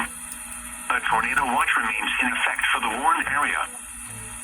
The National Weather Service in Norman has issued a There's severe one area and there's two thunderstorm warning areas right here. for northeastern Jackson County in southwestern Oklahoma, central Kiowa County in southwestern Oklahoma, southeastern Greer County in southwestern Oklahoma, until 8 p.m. Central Daylight. A severe thunderstorm warning remains in effect until 8 p.m. Central Daylight Time for northern Caddo, south central Blaine, and western Canadian counties. At 7:16 p.m. Central Daylight Time, a severe thunderstorm was located near Bridgeport, moving east at 25 miles an hour. Golf balls now? Golf Oh. ball size hail and 60 miles an hour wind gusts. This is a radar-indicated threat. Impact, people and animals outdoors will be injured. Expect hail damage to roofs, siding, windows, and vehicles. Expect wind damage to roofs, siding, and trees. Locations impacted include Hinton, Curie, Calumet, Bridgeport, and Cedar Lake. A tornado watch remains in effect for the warned area. Tornadoes can develop quickly from severe thunderstorms. Prepare immediately for large hail and damaging winds. People outside should move to a shelter inside a strong building and away from windows. Continuous cloud-to-ground lightning is occurring with this storm. Move indoors immediately. Lightning is one of nature's leading killers. Remember, if you can hear thunder, you are close enough to be struck by lightning. The National Weather Service in Norman has issued a severe thunderstorm warning for northeastern Jackson County in southwestern Oklahoma, central Kiowa County in southwestern Oklahoma, southeastern Greer County in southwestern Oklahoma, until 8 p.m. Central Daylight Time. At 7:13 p.m. Central Daylight Time, a severe thunderstorm was located 5 miles northwest of Martha, moving east at 40 miles an hour. Expected hazards include 60 miles an hour wind gusts and half-dollar-size hail. This is a radar-indicated threat. The following impacts are expected. Hail damage to vehicles is Thank God I didn't skip out on the severe weather day. wind damage to roofs, siding, and trees. Locations impacted include Altus, Snyder, Where is Blair, it? Mountain Park, Roosevelt, Martha, This storm again? Altus Air Force Base, Warren, Tom Steed Reservoir, Hester, and southeastern Altus Lugard Lake. It's with this storm Prepare again. immediately for large hail and damaging winds. People outside should move immediately Or to was shelter this inside storm? a strong building. Stay away from windows. Large hail, damaging wind, and continuous cloud-to-ground lightning are occurring with this storm. Move indoors immediately. Lightning is one of nature's leading killers. Remember, if you can hear thunder, you are close enough to be struck by lightning. A tornado watch remains in effect for the warned area. A severe thunderstorm warning remains in effect until 8 p.m. Central Daylight Time for northern Caddo, south central Blaine, and western Canadian counties. At 7:16 p.m. Central Daylight Time, a severe thunderstorm was located near Bridgeport, moving east at 25 miles an hour. Hazard, golf ball-size hail and 60 miles an hour wind gusts. This is a radar-indicated threat. Impact, people and animals outdoors will be injured. This is heading towards Oklahoma Hail City. damage to roofs, siding, windows, and vehicles. Expect wind damage to roofs, siding, and trees. Locations impacted include Hinton, Erie, Calumet, Bridgeport, and Cedar Lake. A tornado watch remains in effect for the Warren area. Tornadoes can develop quickly from severe thunderstorms. Prepare immediately for large hail and damaging winds. I think this whole line right here is going to get expanded out to like there.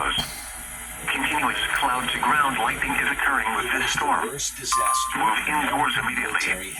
Lightning is one of nature's leading killers. Okay. Remember, if you can hear thunder, you Where are was that close at? enough to be struck by lightning. Sunday at the White House. Tornado watch number 307 remains in effect until 10 p.m. Central Daylight.